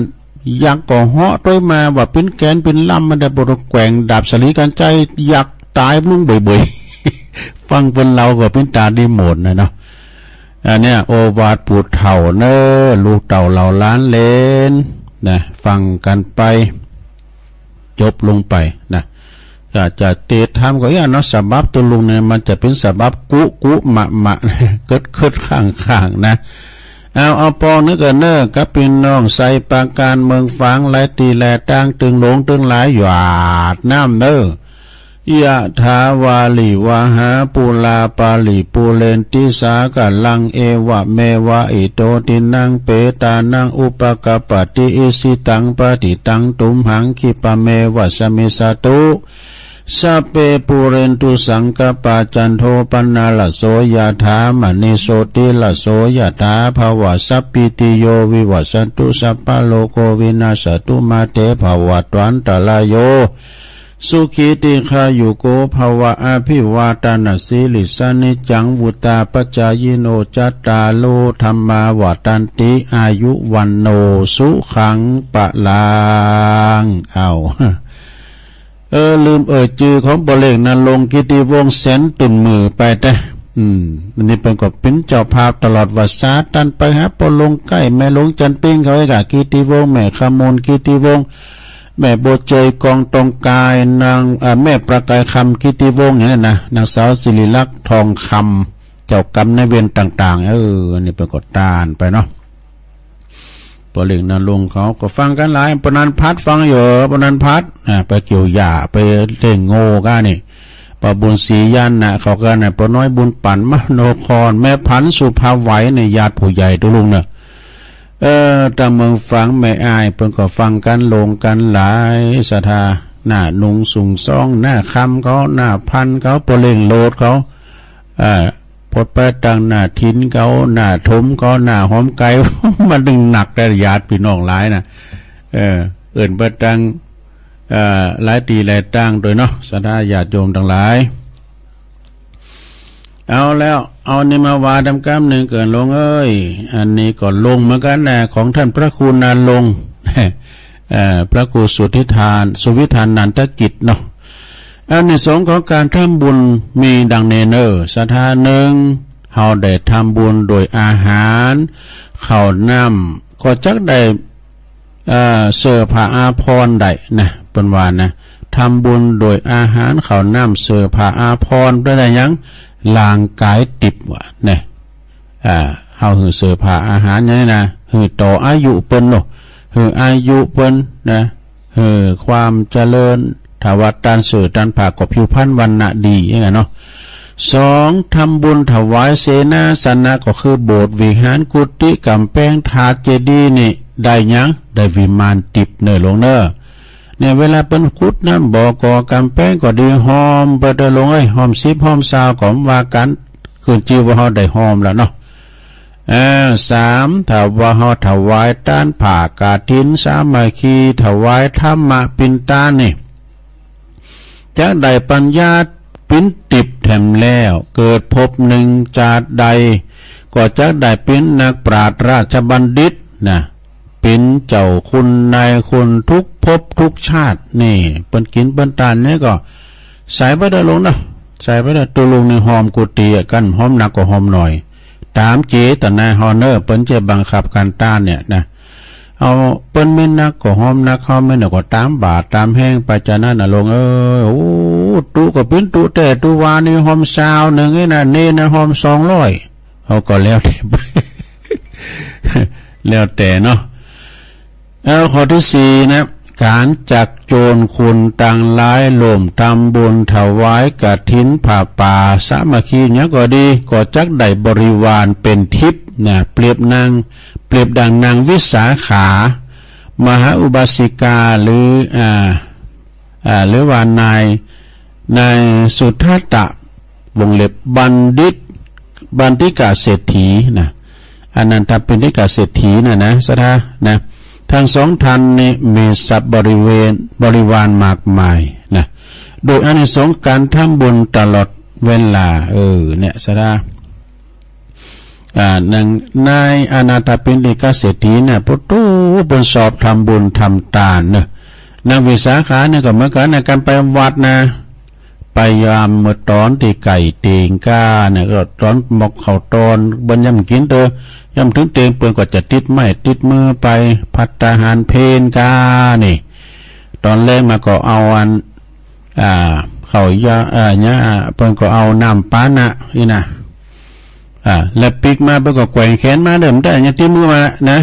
แต่ตั้งเฮาเดี๋ยวนี้พอไปเนี่ยแบมือไปเนี่ยก็ปิกมาเนี่ยเป็นบอลลุ่มปุ่มปุ้ยตัวปันว่าอันนี้หอนหนึ่งย่าเนี่ยเอาไปโคโหนี่มันพี่โดยซะนะเนาะก็ว่ากันนะเนาะเอาไว้ก็มันจะบูดจะเน่าไปนะเปิ้นเอาปันก็เอาหอนจะเป็นหลักดูกันเปิ้นเอาไปปันเนี่ยเอาเถอะนะเอาไปกินเลี้ยงลูกเลี้ยงหลานเนาะเป็นยังมีบาปเนอะตัวลุงจันเราแถมเนี่ยพุทธิธรรมคนเดิมนะยังทั้งสองบทคนชีวิตแล้วก็เรื่องนี้แถมกาสัตตอนกรรมสัตตอนกรรมสัตตอนโดยจัดเต้นก็ให้เนี่ยจัดเต้นก็มันก็ยาวเหมือนกันนะศรัทธาญาโยมชีวิตเป็นว่ามันโมนได้หากันเรื่องว่าเรื่องกรรมเรื่องเวรเรื่องสังต่างๆนี่นะศรัทธาฟังแล้วเราไปก็ได้อารมณ์ศรัทธาก็ฟังไปก็รับไป ก็ว่ากันเนาะศรัทธาเนาะกรรมสัตว์ต่อนี่บัดเต้นนี่กะเปิดว่ากฎแห่งกรรมสะท้อนกลับนะกรรมนี่เป็นสมบัติของเฮาต่างหลายเนอะเฮาเกิดมาเปิดใจกรรมใจเวรกันนะเมื่อใจกรรมใจเวรแล้วศรัทธาญาติโยมต่างหลายเฮาก็จักได้กรรมคือการกระทำของเฮานะ กรรมดีกรรมชั่วนะก็ทำกันไปทำกรรมขาวเนาะศรัทธาเนาะปัจจัยกรรมดำกรรมขาวก็คือการทำคุณงามความดีคุณงามความดีในบัดนี้หายไปน่าจะติดตามเข้าไปตลอดเวลายังกูสิ่งกูอย่างเมื่อเขาล่วงลับดับขันไปแล้วเอาไปโดยไม่ได้สักอย่างขอของเงินคำสัมปติบ้านจองหอเฮินเนี่ยก็เอาไปโดยบัดใดนะสิ่งที่ตามไปเฮาใดก็คือคุณงามความดีนั่นเองเนาะ ตุลุงก็ขอประกาศข่าวสารงานบุญในกันกาน้องศรัทธาเนาะแต่ว่าอาจารย์ประครูเป็นส่งไลน์มาคือประกาศขอบดีกาการกุศลขอเชิญเริ่มทำบุญยกจอฟ้าวิหารโลงแล้วก็บรรจุหัวใจพระประธานในวิหารแล้วก็ตอดกฐินสามัคคีณวัดใหม่หนองหอยตำบลสันติสุขอำเภอดอยหลอดจังหวัดเชียงใหม่วันที่17วันนี้เป็นห่างเป็นดาละ19นะ18 19นะก็วิหารบรรณาสถาไปพอเดินในถ้าใครว่าเชียงใหม่เนี่ยกำลังก้ามใหญ่เตาเนอะมันมีซองเจ้นกันนะวิหารหลวงเนี่ยแล้วมันมีลิฟต์ขึ้นด้วยหรอกว้างใหญ่เป็นมีซองเจ้นอย่างน้องปลาขาวเนี่ยกันตั้งปื้นเนี่ยเอาไว้เล่งเพลงก็จัดประชุมกันอย่างใดตลอดเนี่ยเป็นสร้างมาเนี่ยเพิ่นก็มีเจ้าภาพโดยในเมตตาบารมีธรรมอาจารย์ท่านพระครูสังวรยติกิจนะปนานปั้นก่อนนี่บนแปลงแต่แปลงวาดตู้พาไปกว่านักนะตู้เจ้าเป็นมี10 ปลายเหรอซะนะแต่เนนิ่มไข่มีเนาะตุลุงได้ไปช่วยงานกูปีเมตตาธรรมอาจารย์พระครูพี่น้องใต้นี่หนักเลยโทษทางปุณนะเป็นใจยกจอฟ้าจอฟ้าโลงนะแล้วก็เปิ้นจะบรรจุหัวใจพระประธานในวิหารด้วยแล้วก็เปิ้นจะตอดกฐินด้วยในวันที่18 19เวลา18วันที่18เป็นวันเสาร์ก็ตั้งองค์กฐินณที่วัดใหม่หนองหอยแล้วก็วันที่19นี่เป็นวันติดนี่ก็เวลา9 โมงพระสงฆ์เจริญพระพุทธมนต์ก็ทำพิธีบรรจุหัวใจพระประธานในวิหารหลวงนะแล้วก็ทำพิธียกจอฟ้าเอกนะจอฟ้าเอกวิหารหลวงด้วยนะ11 โมงครึ่งนั้นก็ถวายภัตตาหารเพลแด่พระภิกษุสามเณรเวลาเต็งหรือว่า12 นาฬิกาก็เชิญสาญาติโยมรับประทานอาหารกลางวันกันนะแล้วก็เวลาว่า13 นาฬิกาทำพิธีถอดกฐินที่วัดใหม่น้องหอยนะอันนี้ตุลุงก็ได้ไปอยู่อาจารย์พระครูเปิ้นก็นิมนต์ไปหลวงพ่อก็ไปนะสาญาติโยมทั้งหลายแล้วต่อไปก็คืองานบุญแถมนะที่วัดอันพี่เริ่มวันนี้แล้วต่างทำหลวงนะต่างทำหลวงที่วัดพระธาตุม่อนจอมพอในเมตตาบารมีธรรมหลวงพ่อท่านพระครูปฏิภาณธรรมทินครูบาดอยเปิ้นจะมีงานวันนี้ก็ตอนแรงบึดนี่ก็เตทำบริวารทำคาถาปั้นทำมาลายเก่ามาลายปลายทำอานิสงส์นี่นะวันนี้พระครูสังวรศิลาภิรักษ์เปิดจะไปเตะคาถาปั้นด้วยนะ แล้ววันพุธนี้ก็เริ่มตั้งแต่4 โมงที่4จะเริ่มแล้ววะนะวันพุธนี้ตุลุงแค่ได้ยกยอดทำด้านรายการตุลุงวันเสาร์นะสถานต้องนั้นต้องสงสัยถ้าว่าตุลุงได้ออกรายการก่อนมาครับว่าเปินจะถ่ายทอดนะทีมงานของวัดไฟหินไปตั้งกล่องวันนี้แล้วนะโดยการนำของตุปินหนุ่มเปินจะมีการถ่ายทอดให้ศรัทธาได้ฟังตึงเสียงถ่ายทอดตึงเสียงแล้วก็ตึงภาพเลยนะถ้าฟังกันศรัทธาที่วัดพระธาตุม่อนจอมพอองค์เตดเบิ่งก็เขียนไว้เหมือนกันนะแล้วก็ตุลุงก็สอหาในเน็ตในไลน์โดยก็บับปะหอ ดำปะกมปิ้นสังแหละวันนี้ก็ได้ยินข่าวก็ตกลุงกันแล้วนะท่านพระมหาสมชาติชาตปัญโย ขึ้นแล้วนี่เปิ้นก็มานอนที่วัดเนี่ยวัดสันขยอมห้วยทังเปิ้นจะตอดกฐินวันนี้นะก็เวลา9 โมง 10 โมงแล้วก็ชันเพลแรงมาแล้วก็จะมาหับตุลุงนี่นะถ้าว่าเปิ้นลืมก็มาหับตุลุงอยู่ตุลุงก็มีรถไปอาจารย์พระครูไปจะไปอำเภอกันดูแล้วก็หับไปแล้วก็มันเป็นปัญหาตอนปิกนี่ทั้งนั้นสมมติว่าไปลอยแพเหรอถ้ามาหาไปจะไปทำลายงานอย่างไรตุลุงแล้วไปสอนรถตินไหนนะรถเขาก็มีแค่เปิ้นเนาะครูเป็นลอยแพนะครับขอตุลุงดอยมาสูงเนอะก็ไกลอ่ะ แล้วก็วันพุกในปนจะเตตลอดวันที่18นะสถาวัดพระธาตุม่อนจอมพอเนาะเปิ้นก็ปีนี้เป็นกรณีพิเศษเปิ้นจะเอาพลันนักจัดรายการไปนะโอ้หลายนะหลากหลายลำปางเชียงรายละปูนเชียงใหม่ไปหมดอ่ะนะทั่วฟ้าเมืองไทยไปฟังกันเนอะไปป้ากันแล้วก็ทำได้ไปก็ฟังจากคืนวัดเสาหินวัดฝาหินนะ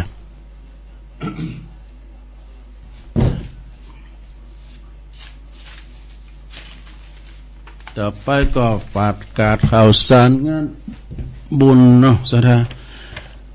วันที่26เนาะสถาญาติโยมเนาะ26นี่ก็ที่วัดมอนฤาษีนี่เปิ้นก็จะมีงานทำบุญตอดกฐินโต๊ะข้างสามัคคี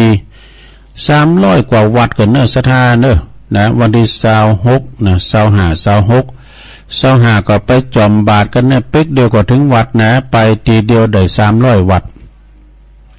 ไปจอมบาทกันมีสตังย้อนไปยังไปแลกบุญปนมีเปเลอะปะเตอนะเปิ้นถึงถ่าคือแลกเนาะแล้วก็เปิ้นจะตอดตอนเจ้านะสถาญาติโยมนะตอนเจ้าก็คือเวลาก็ประมาณ9 โมงปลายก็ไปกันเจ้าให้หน่อยเนาะสถาเนาะที่วัดมอนฤาษีเนอนายกอบจเนาะเปิ้นตั้งความไว้นะก็ไปกินเบ็ดตานกันแล้วก็วันนี้เหมือนกันเนอะ16 17วันนี้ก็ตัดไว้ลูกนิมิตผูกพระสิมาที่วัดเจ็ดลินเนอะอาจารย์ท่านพระมหาวิษณุจารุธรรมโมวันนี้เป็นวันสำคัญวันเตะแล้วก็วันที่25นะพฤศจิกายนนี้เปิ้นจะมีการยกยอจอชัดประตูโค้งแล้วก็จะหล่อเททองหล่อพระพุทธรูปเจ้าที่วัดตาตุ่มเนอะนะที่วัดตาตุ่มตอนเจ้ายกยอดชัดแล้วก็ตอนบ่ายก็รอพระเจ้าเนอะอันนี้วัดตาตุ่มแล้วก็มีวันที่18วันนี้เหมือนกันเนอะงานบุญตอดกฐินที่วัดดงฤาษีอำเภอบ้านโฮ่งนะช่วงบ่ายก็จะมีแห่ไม่แค่7 ตุ่นกันเนอะอันนี้แม่เอื้องไพฝากประกาศมาเนี่ยวันนี้ก็ไปรวมบุญกันเนอะพระปลัดชัยนารินหรือว่าตุปีออฟเปิ้นจะมีงานตอดกฐินวันนี้นะที่วัดดงฤาษี19วันที่19บรรจุหัวใจพระเจ้าวัดใหม่น้องห้อยประกาศไปแล้วเนาะ22ก็ตอดกฐินที่วัดพุทธนิมิตรอำเภอจอมต้องในเมตตาธรรมหลวงพ่อพระครูอินทยานรังสีอันนี้เปิ้นเป็นที่ปรึกษาเจ้าคณะอำเภอจอมทองหลวงปู่เปิ้นมีอายุไขมาถึง84 ปีแล้วเนอะสนะแข็งแรง22ได้เปิ้นตอดกฐิน27นี่ก็ยีเปงวันที่27นี่เปิ้นจะตอดกฐินที่วัดโสภณารามนะวัดห้วยงูนในอำเภอฝางโยมกนกพิชนาเป็นประธานในการตอดกฐินเด้ออาจารย์ประครูเปิ้นก็จะไปนะ27ที่วัดห้วยงูนในฝางวันที่19นะ19พระนนท์ม่อนจอมพอวันที่19นี่เปิ้นตอดกฐินเด้อ17 18นี่เปิ้นตั้งทำโรงเวสสันดรชาดกนะแล้ววันนี้บางการที่วัดสันขยอมนะหวยทางตุปีแจงเปิ้นก็จะไม่ตอดกฐินเนอะแต่27วันที่27ก็วัดเสาหินตำบลศรีบัวบานอำเภอเมืองลำพูนในเมตตาบารมีธรรมท่านพระอธิการบุญส่งโสภณจิตโตหลวงพ่อบุญส่งเนาะแล้วก็ท่านพระอาจารย์เอกพลชุตินทโรเปิ้นจะมีตอดกฐินสามัคคีเนอะในวันที่27 พฤศจิกายนวันเดือนยี่ปิงบริสมทบทุนในการสร้าง สั่งพระยืนปางเปิดโลกขนาดความสูง33 เมตรบรมใจธรรมดาเนี่ยและเป็นจะมีการฟังเทศน์ธรรมมหาจารย์โดย 18.09 ก็หมายความว่า6 โมงบนเนี่ยเป็นจะตอดกฐินนะนี่ก็มีวันที่18เหมือนกันเนอะ18 พฤศจิกาวันพุธนี้ก็ตอดกฐินที่วัดดอนชัยทาดอนชัยแล้วก็ทาศพเศร้าอำเภอแม่ทานะปนันปั้นเป็นฝากประกาศมา19เหมือนกัน19นี้วัดแพโป่งเนอะวัดแพโป่งตำบลเหล่ายาวของตุปีบอลเขาเนี่ยปอล้มนิกรคำลือเกียรติเขาเนี่ยเป็นจะตอดกฐินนะ19นะวันที่25ก่อนที่วัดหลวงศรีเตเนออำเภอบ้านโฮ่งในเมตตาธรรมหลวงพ่อพระครูกัลยาณธรรมนิวิทย์เจ้าคณะตำบลศรีเตี้ยเจ้าวัดหลวงศรีเตเนาะเพื่อจะไม่ต่อกฐินวันที่25วันที่26ก่อนที่วัดฟ้าหลังเนอจุลกฐินนะวัดฟ้าหลังในงานบุญใหญ่จุลกฐินในงานใหญ่คืนหุงเป็นยิบผ่ายอมผ่ากันคืนหุง17วันนี้วัดสันไข่ยอมนี่18แล้วก็วัดเกตการามวัดเกตการามในวันที่18นั่นลงเนอะเวลา 13.00 นในเมตตาธรรมอาจารย์หลวงพ่อท่านพระครูโชติท่านพระครูสันติเจติยากรวันที่18เนอะกลางเวียงเชียงใหม่ก็ไปลมกินลมตาลกันลมตอดผับกฐินสามัคคีกันที่วัดเกตการามวันที่27ในวัดโสภณารามประกาศมันรู้มันกลัวมันลืมมันจดหลายตีบางทีก็ตกไปวันที่25ในพฤศจิกาก็งานบุญกฐินนะที่วัดบรรพตสถิตจังหวัดลำปางนะในเมตตาธรรมอาจารย์ท่านพระมหานพดลนะสุวรรณเมธีเจ้าคณะอำเภอวังเหนือนะแล้วก็ท่านพระมหาสมชาติชาตปัญโยปจะตอดวันที่25เลยวันที่17วันนี้ก็สันขายอมดูจดหลายตีกันไม่คิดลืม26รอดได้ฝาหลังเนี่ย26เหมือนกันเนี่ยวัดสันเมืองเนอะวัดสันเมืองเนี่ยเป็นตอดกฐินวันที่26นะวันหอวันโกนนะประเดี๋ยวของอาจารย์ท่านอาจารย์เจ้าวาดด้วยแล้วก็ท่านสมณเณรเอาหลักปัญโยนันต์ด้วยเนาะเป็นจะตอดวันที่26ปกกำนันวิวัฒน์ปัญโยยอดเขานะวันที่25ผ่านไป25นี้เพิ่นจะมีงานกันเนาะต่างทำหลวงสมมาตร25พฤศจิกายนเนี่ยเพิ่นจะมีต่างทำหลวงที่วัดพระธาตุโขงขาวในเมตตาบารมีธรรมหลวงพ่อท่านพระครูสุนทรธรรมานุโยคที่ปรึกษาเจ้าคณะอำเภอดอยหล่อตุปิเล็กเขาเนอะอาจารย์เน้นหลักปฏิบัติเดชเวลาเตงนะทำจุจกนะทำจุจกคนนักเทศนี่อย่าตู้อย่างเน็ตตั้งหลับปุนเชียงใหม่เนอะตุปิเล็กเป็นตันแล้วนะไปฟังเทศวันคำเนอะตีวัดพระธาตุโขงขาวตีตั้งแห่งห้องเฮนตูผาเขาน่ะ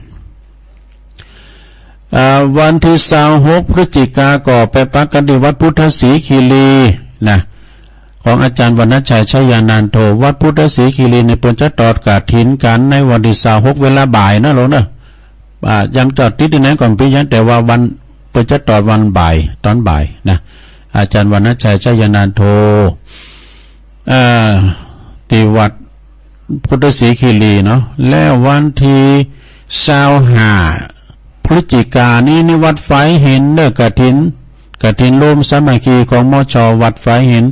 ในเมตตาธรรมอาจารย์ท่านพระครูสมวิสุวัฒน์วรกิจโจเปิ้นจะมีการขึ้นมาในวันที่25พฤศจิกายนในที่ต่างแห่งสถานีวิทยุคืน104นะวันที่11นั้นก็ธันวาบนเด้อปีหน้าเดือนหน้า11ธันวาแต่ว่างานสวดอิติปิโส108นะจะที่วัดปากตั้งเจริญเนอะปีนี้เป็นจัดใหญ่พอเนอะศรัทธาเนอะอาจจะมีสืบชะตาด้วยอย่างด้วยหลายอย่างนะในเมตตาธรรมอาจารย์พระครูอภิวัฒนวิกรมนะเปิ้นก็จะจัดในวันที่11วันเดียวนะหลังจากนั้นนี่ก็12ถึง22ก็งานปริวัติกรรมที่วัดม่อนฤาษีพระสงฆ์จำนวน500รูปขึ้นไปในเมตตาบารมีธรรมหลวงพ่ออาจารย์พระครูสุเมธธรรมเสวีนะประจำมีกุฏินะสดา12ถึง22นี่นะก็ไปปะกันแล้วก็งาน ต่อไปก็คืองานวันที่25 พฤศจิกายนงานบุญกฐินแล้วก็ยกยอชัดพระธาตุเจดีย์ที่วัดบ้านโป่งตำบลหางดงอำเภอฮอดนะจังหวัดเชียงใหม่แล้วก็วันที่26ก็พฤศจิกาก็งานบุญกฐินสามัคคีแล้วก็ยกยอชัดพระธาตุเจดีย์ที่วัดสันกาวานตำบลแม่กาอำเภอสันป่าตองของคุณโยมคุณแม่ฟองจันฟองกิ่วแก้วคุณเชิดพงศ์กิ่วแก้วแล้วก็บริษัทเพชรอินทรีย์ทรานสปอร์ตเขมรัตน์ทรานสปอร์ตนครหลวงคอนกรีตนะแล้วก็ศรัทธาอุปถัมภ์โดยเมตตาธรรมหลวงพ่ออินผลอินทพโลนะอันนี้ก็งานบุญกฐินเนอะทำงานหนึ่งงานบุญแข่งหลายตีนะสนะเริ่มตั้งแต่วันที่24ไปแล้วกัน24ถึง27ในก็ตีตาฝายน้ำปิงนะตาฝายด้วยหน่อยลุงดอยเนี่ยนะโดยจัดโดยองค์การบริหารส่วนตำบลดอยหล่อท่านนายกว่าที่100 ตรีสุรพงศ์กาบวังเพื่อจะมีแข่งขันเนอะแล้วก็มีหลายอย่างด้วยนะมีแข่งโดยเมื่อค่ำยามคืนก็มีย่อนยุกมีมวยด้วยนะมีมวยด้วยนะกว่ามาแอวกันแล้วก็วันที่27นี่สุดท้ายดีไฟด้วยหน่อยนะ28ก็ปุ้นวัดปากล่องที่น้ำปิงปากล่องนี่เพิ่นจะมีงานแข่งเหมือนกันในงานลอยกระทงแต่ก็มีกีฬาพื้นบ้านปีนเสาน้ำมันมีหลายอย่างนะ แล้วก็ตีตาน้ำปิงนาวัดพระธาตุได้หลอกก็เป็นจัดงานลอยกระทงเหมือนกันเมื่อคืนก็มีย้อนยุกมีมวยด้วยนะวันที่28เหมือนกันเนาะวันที่26เนอะ26 พฤศจิกาเนี่ยก็วัดห้วยสะแพทย์อำเภอฮอดเนอะในเมตตาธรรมอาจารย์หมอปนิมนต์ตุลุมากันนะแต่ก็ขออนุญาตเนาะก็สายบุญทางวิทยุนี่จำเป็นต้องมาทางพัฒฐานม่อนจอมพอนะก็เลยขออนุญาตกับอาจารย์หมอด้วยเนอะก็จะต่างเจตนาขอลงไปช่วยงานที่วัดห้วยสะแพทย์นะก็คืนเวลาเบิ่นแล้วก็งานออกเมนพระราชทานเพลิงศพหลวงพ่อพระครูพิพิธปุญญาภิรัตน์เด้อหลวงปู่ครูบาอินตากตปุญโยอดีตที่ปรึกษาเจ้าคณะตำบลน้ำแพร่นะแล้วก็อดีตเจ้าวาดวัดศาลาตำบลน้ำแพร่อำเภอหางดงในระหว่างวันที่20 ถึง 24 เดือนธันวาคมเนอะวันที่20นั้นก็จะได้อังการรัตนายังสรีระลางอาลัยดวงวิญญาณของครูบาเจ้านอนสู่พระศาสตร์แม่นใหม่นกฮัสดีลิงเมื่อคืนนะก็จะได้เปิดศพแต่มีการเทศน์นำเทศน์ธรรมอาจารย์พระครูอภิวัฒนวิกรมจะได้ไปแสดงธรรมคืนและคืนวันที่20แล้วก็กลางวัน9 โมงเป็นต้นไปนี่ก็จะมีการสวดสวดพุทธเรียกว่าสวดพุทธมนต์นะธรรมนิยามมาสวดทุกวันครูบาอาจารย์ก็40 ตุน30 ตุนถึงวันเมื่อคืนก็ฟังเทศน์ฟังสวดพระอภิธรรมไหมกะจนถึงวันที่24นั้นเป็นวันสุดท้ายวันพระราชทานเพลิงศพก็พระจะไปออกห้องตาลก็ดีไปรับสังก็ดีก็ติดต่อได้นะในเมตตาบารมีธรรมหลวงพ่อพระครูโชติสุวรรณสอนอันนี้เป็นศิษย์กตัญญูต่อครูบาเจ้าเนื้อประธานในการจัดงานนะครับก็จะเป็นจัดงานในครั้งนี้โดยนะ20 ถึง 24เนอะแล้วก็อันกฐินไปก่อนแล้วไปละกฐินไปก่อประบุญยงบุญเรืองในเป็นประธานนะพี่นี่นะแล้วไปละนะก็ต้องขออนุโมทนาเด้อในเมตตาหลวงพ่อเป็นก็ตั้งเจตนาช่วยตั้งสถานีโดยแล้วก็ว่าก็เทศธรรมเปิ้นไปละเปิ้นก็เป็นเจ้าภาพตาลไปหาอุทิศถวายครับครูบาเจ้าตีปุ่นวัดศาลาปุ่นนอสดาเนาะเดี๋ยวกันเนอตัวลุงก็จะตักขอตั้งลายก่อน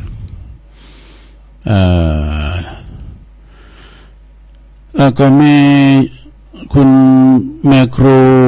เกษินีโดยก็ตักมาตังลายเนาะแล้วก็ยมนวลนิชาวชาตินิกรชายน้อยจากหนองล่องฟังอยู่ครับแม่หลงสายฝนจันกุลนะหลายปิ้งน้องผักขาวแม่พันธาวันนะจากป่าแม่แดงดอยสักเก็ตเนอร์โอ้แก่เก่า ปหลงสุเมธอินตะแก้วเนาะก็ฟังอยู่เนอร์เนี่ยอันนี้แม่กรกำมลจากดอยน้อยพัฒนาหนองหานสันทรายฟังอยู่ยงยุทธมณีวันนมัสการฟังจากลำปางเนอเนี่ยแล้วก็คุณแม่สิรินทิพย์บุญเลิศก็ฟังจากกทมพี่น้องจากโบกก้างสันกำแป้งตัวบรรจงกันท่าวงฟังจากฟังอยู่เนอนะอันนี้นำดิบเนอเด่นจ่า ปุ่นแก้เนาะแม่อัมพรแม่แดงอัมพรเนี่ยเป็นอยู่เต็นดอกไม้เนาะฟังอยู่โยมยุพินหอมมาลาปีน้อยหน้าศาลากลางเนอะแม่อยู่ก็ฟังอยู่ชัดเจนดีแล้วก็โยมแม่สวรรลักษณ์ฟังจากวิทยุบ่วิทยุบ่ดังเจ้าโอ้พี่น้องมาฟังบ่ได้ยินนะเนอะและแม่สวยไล่กิตติวงศ์นำดิบน้อยฝากความคิดถึงพระดังปอเสียวใช้โดยได้ปอเสียวซับเขาเนี่ยปลิกอินทาเขาพี่น้องตันนำดิบน้อยก็ฟังกันหลงหลายเป็นนั้นน้อมเป็นนั้นซักกันทำเขานี่นะแม่สวยไล่ปอเล่งสายเขานี่แม่ครูทองคำที่วงคำ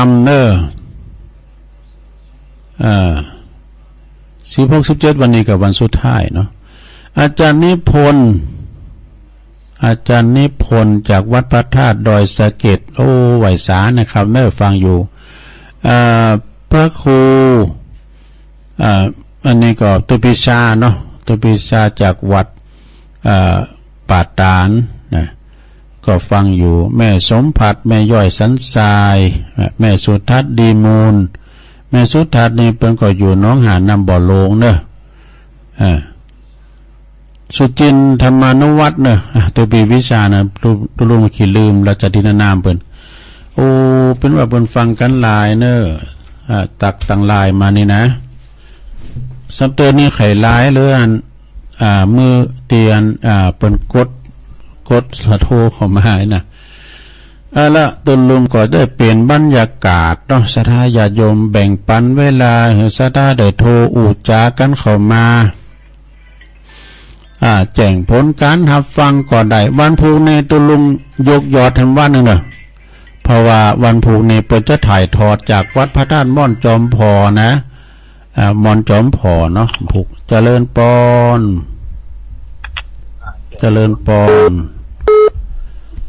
สายใหม่เข้ามาเจริญปอน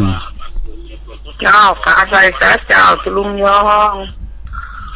ขอเจอพี่น้องเปินฟ้องตั้งหลาย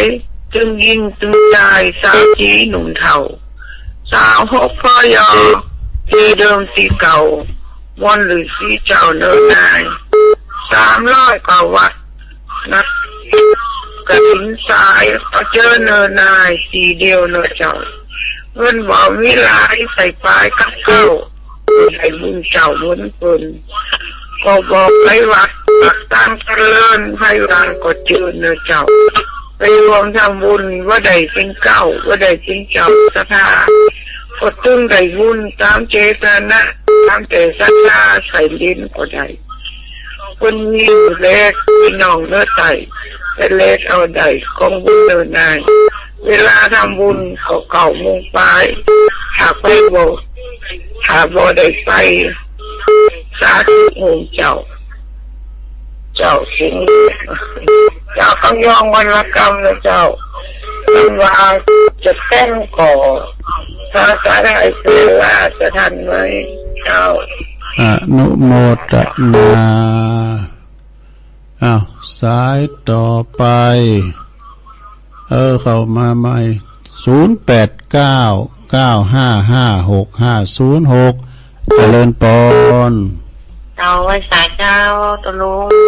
แม่ฟังตั้งแต่ตี 3แล้วเจ้าแม่ยังรายงานตัว มีแม่ที่สมัยเจ้า อีกแม่พิสมัยเนาะนางแลเนาะ เจ้าได้ไว้พักตัว นางแล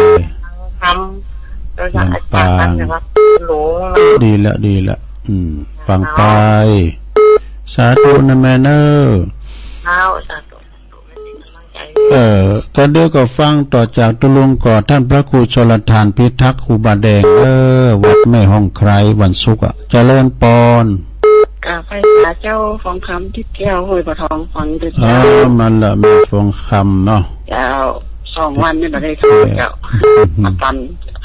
แป๊บเป็นอย่างเนาะ เจ้า ป่าไปบ่อทองอายุวันโนสุขังปาลังเจริญปอน เจ้ากลับไปสาเด้อตุลูวันนี้ก็มีบุญแห่งวันนะเด้อตื่นขึ้นแม้ได้ไหวพระฟังธรรมผู้สอนหลานตัวตุลุงได้ปอนกับตุลุงแม่คือเกี้ยวศิลาพรสิเตี้ยบ้านทุ่งละปูนเด้อตุลุงเอาติดตามอยู่เด้อเจ้า ยินดีหลายๆเน้อแม่สักแก้วเนาะ พระพุทธเจ้าโธ่ทำปู่สอนหลานของตุลุงนี่แน่โธ่มันนั้นถูกต้องปู่อย่างนะที่เพิ่นสอนมานี่เนาะจ้ากลับไหว้สาธุเด้อตุลุงเด้อ เจริญปอน สายต่อไปเข้ามาใหม่เจริญปอนกราบไหว้หลวงพ่อมานิดวันนี้ตกตำรวจตาเจ๊กะเป็นนานเอาใหม่เจ๊กะบ่เป็นคนฮู้กันเนาะแต่ว่าวันพรุ่งเนี้ยวันจะได้ทำบุญทำทานเนาะประจำปีโดยตอดกระถิ่นทานทางโดยและทำบุญถึงท่านเจ้าคุณมาทับนรินทร์โทเนาะทำบุญถึงพระครูอภิญญาประภัสโลวัดประแม่แดงหมู่2ก่อนอดีตเจ้าวาดแล้วก็ตุลุงที่เป็นมาอยู่นี่ผมจำไว้คือว่าพระสานิดหรือว่าตุลุงโตครับวันพรุ่งนี้พระสงฆ์องค์เจ้าต่อเจ้านิมนต์มหาพยาทานเจริญพระพุทธมนต์บนถนนหัววัดประมาณ19 วัดตอนบ่ายก็กระถิ่นกระถิ่นสามัคคีประธานทั้งสายสนับแปลงก็คือร้านกอยิ่งเจริญโมบายทางสายของอำเภอตำบลแม่ผู้ค้าก็ปอนนิคมรวมที่มาสายบ้านเฮาเนี่ยก็ปอนน้อยนวลคุณติแสงแก้วตริโยเป็นประธานในหมู่บ้านของเราต้องเตือนทุกคนทุกท่านฟังวิทยุแล้วบ้านเหนือบ้านใต้บ้านใกล้บ้านไกลมาพูดกันทำบุญสร้างวัดใหม่วัดใหม่มีโชคหอมบุญตลาดเก่าห้องใกล้ได้แล้ว30%จะแล้วล่ะว่าสาลุงนะครับขอบคุณครับนี่กะเอาเจ้ามันนี่กะประกาศอันแน่นใจลืมว่าเป็นจังไดเนี่ยวันพุธละที่วัดมีโชคหอมบุญหลวงพ่อมานิดนะไปกินไปทานกันเนาะเจริญปอนกาภาษาเจ้าตุลุงแม่สมผัสเนาะเจ้าฟังอยู่เจ้าส่งนี้กฐินนั่นเนาะเจ้าดินเดียวเนาะกฐินเนาะมันตึกวันที่27เดือนยี่ปิงนะกะวัดไม่ยอนี่ก็มีวันที่26กันเนาะแต่ก็สิ้นเนาะ26แล้วก็27ก็เป็นยี่ปิงเลยนะแม่ไหนแม่วันห่างบ่นี่ก็26นี่หนักแต่นะเจ้าเป็นกำลังใจตุลุงนะเจ้าเจริญปอนดีแล้วเจริญปอนไม่ใช่ก่อนเจ้าแล้วพรอันนี้มาแค่นี้ทีอันนี้ล่องวัวแดงสัจเจนเนาะดีดีบุญรักษาโทรศัพท์รู้ดีกะดีละสัจเจนจะดีละสัจเจนนี่ละเจริญปอนเจ้าสัจเจ้าดูนี่2 โมงกับ3 โมงมาคุ้มตะวันได้เก็บฟังไปพาดกับตุลุงวัดวันที่26เหมือนกันเนาะกฐินเหมือนกันนะ26กฐินเนาะเจ้า รักษาสุขภาพไปเนอะตรงเนอะ เออเดี๋ยว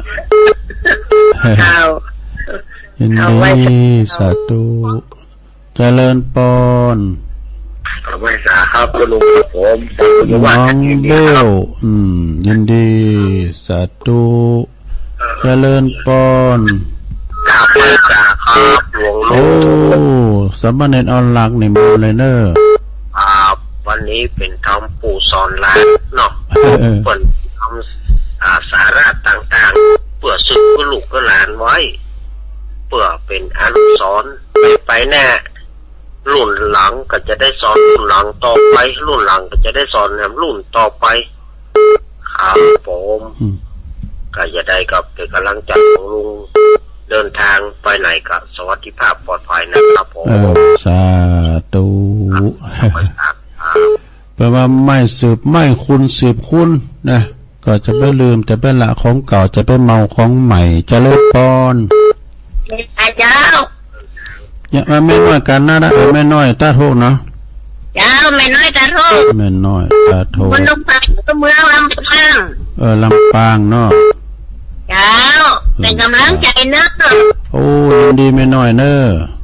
ละโมทนาด้วยนะ ตูยินดีหลายๆแม่น้อยเนาะ เจ้า ตั้งเมืองนานนี่ดักไปเนอะเมืองนานนะ เมืองนานเจริญปอน ครับใบขาดลุง โอ้ปอบุญตันเนาะปอบุญตันป่าไร่ชัดเจนเลยเนาะใครบ้างเปิ้นเด้อกันถามว่าเดือปิงแล้วก็ห่างลึ่งอ่ะมันตอนนางพระกฐินเนี่ยมันมีทั้งไข่กูวัดอ่ะที่เปิ้นมีน้ำลายอยู่ไม่ใช่ท่านเด้อ ขอบคุณปอนนางเด้อปอบุญตันป่าไร่เจริญปอนอ๋อปอทันนัดแต่นี่นะฟังดีนะครับฟังตามฟังเทศจากลุงพูดก่อนหลานม่วนดีนะครับขอบคุณหลายๆไว้จ้าครับปอทันนัดเนี่ยมันอยู่คงเป้าหมู่สีเนี่ยคงเป้ากับวิลายเนี่ยเจริญปอนเจ้าเจ้าหลวงแม่ติ๋มอยู่บ้านอุโมงค์เนอะแม่ติ๋มเนี่ยเจ้าแม่ติ๋มบ้านอุโมงค์ละปูเนาะเจ้าหลวงแม่ถามหน่อยอันวันที่26แม่จะไปเรียนม่อนฤาษีไล่เลือดไปพุทธคีรีมันก็คือที่ไหนน่ะโอ้หูเสียงตาแล้วถามพาพระครูเหมือนกันแต่ว่ามอนฤาษีนั้นพอง่ายเดินอุปัตตาลงอะไรกันตั้งอะไรความมือน่ะเทินมาให้หน่อยเทินมาแล้วเขาวัดเลยเนาะถ้าว่าจะไปพุทธศรีคีรีกับเขาที่ทำตองนะเขาที่ทำตองนะเดินดำไปนิดๆอ่ะดำไปนิดๆมันดึงหลงมันดึงถึงตัวลุงกับหูสินตาปีนะเดี๋ยวไปตื่นเหมือนกันอ่ะเจริญปอนอาจารย์ครับหลวงพ่อกฤษเนาะหลวงพ่อกฤษโอ้ยาวเลยอาจารย์หลวงพ่อกฤษพุทธอุทยานปางโง่เนาะอากาศเย็นเมื่อวานนี้ก็อาจารย์แดงนะท่านเจ้าคณะอำเภอเชียงดาวก็มาในงานขาวดำด้วยนะได้ไปไหว้สาวัดห้วยไส้งานที่งานขาวดำที่บ้านวังสวนกล้วยนะครับอาจารย์ไม่รู้จักลินเนี่ยทินานามป่ะน่ะที่ปางโม่ป่ะเพิ่นอยู่วัดห้วยไส้นะวัดนอกวัดในผมอยู่ข้างในเนี่ยสุดโตมีโม่งนะแม่โม่งในด้วยเนาะมีผมมีผมไม่ค่อยได้ไปผมมี3 โมงที่นอนผมมี3 โมงก็ไปขอบคุณหลวงพ่อครับสาธุแถมสายสุดท้ายเจริญปอนไหว้สาเจ้าตุลุงฟังอยู่เจ้าแม่สวรรค์มาปิดเจ้าตั้งเฟซเจ้าตุลุงนะกันวิทยุดักปนตีเตอตั้งปุ่นเนี่ยมันดักตุลุงไหว้พระได้ยินอยู่เจ้าแล้วก็ดักบุกไปเลยเจ้าเจ้าไหว้สาเจ้าตุลุงยินดีเนอะจะสาธุเอาให้ตาอีกันเนอตุลุงสามารถที่จะหับได้แล้วพอจะล่ำเวลาท่านพระครูจราพิทักษ์ ครูบาแดงเป็นนางรออยู่แล้วนะตุลุงนำรายการจากราชดาไปก่อนยายน้อยกาดนัดแม่พิสมัยนางแลลำปางแม่ฟองทิพย์แม่ฟองคำทิพย์แก้วแม่สุกแก้วศรีลาพรหลวงพ่อมณิถาวโรแม่สมพัฒน์แม่ย่อยสันทรายแม่ยายพรร้องวัวแดงสันกำแพงเชียงใหม่อุสาวคุ้มตะวันเมืองวะน้องเบี้ยวแม่สำนักเนนเอาลักปัญโยนานเนื้อแม่น้อยท่าโทกลำปางปบุญตาลป่านไล่สามยอดปฐนัดขวงเป้าหมู่สี่แม่ติ๋มอุโมงค์ลำพูนหลวงพ่อกฤษปางโมและแม่สวรรค์จากชัยปราการได้16สายก็พอดีแล้วเนาะนำรายการสถาไปก่อนเนื้อจากสถาไปก่อนวันพุธก็ฟังการถ่ายทอดเนื้อสำหรับยกวัดมาบาทเอาไว้เสาหน้าเนาะเสานิมต้าเตอนะก็จะถ่ายทอดจากวัดพระธาตุม่อนจอมพอกันต่อไปนะก็ฟังถึงภาพถึงเสียงเด้ออยู่นี้มีสุขเมืองการกูก่อควรเนื้อจัตตารุธรรมาวัฏันติอายุวันโนสุขังปะลัง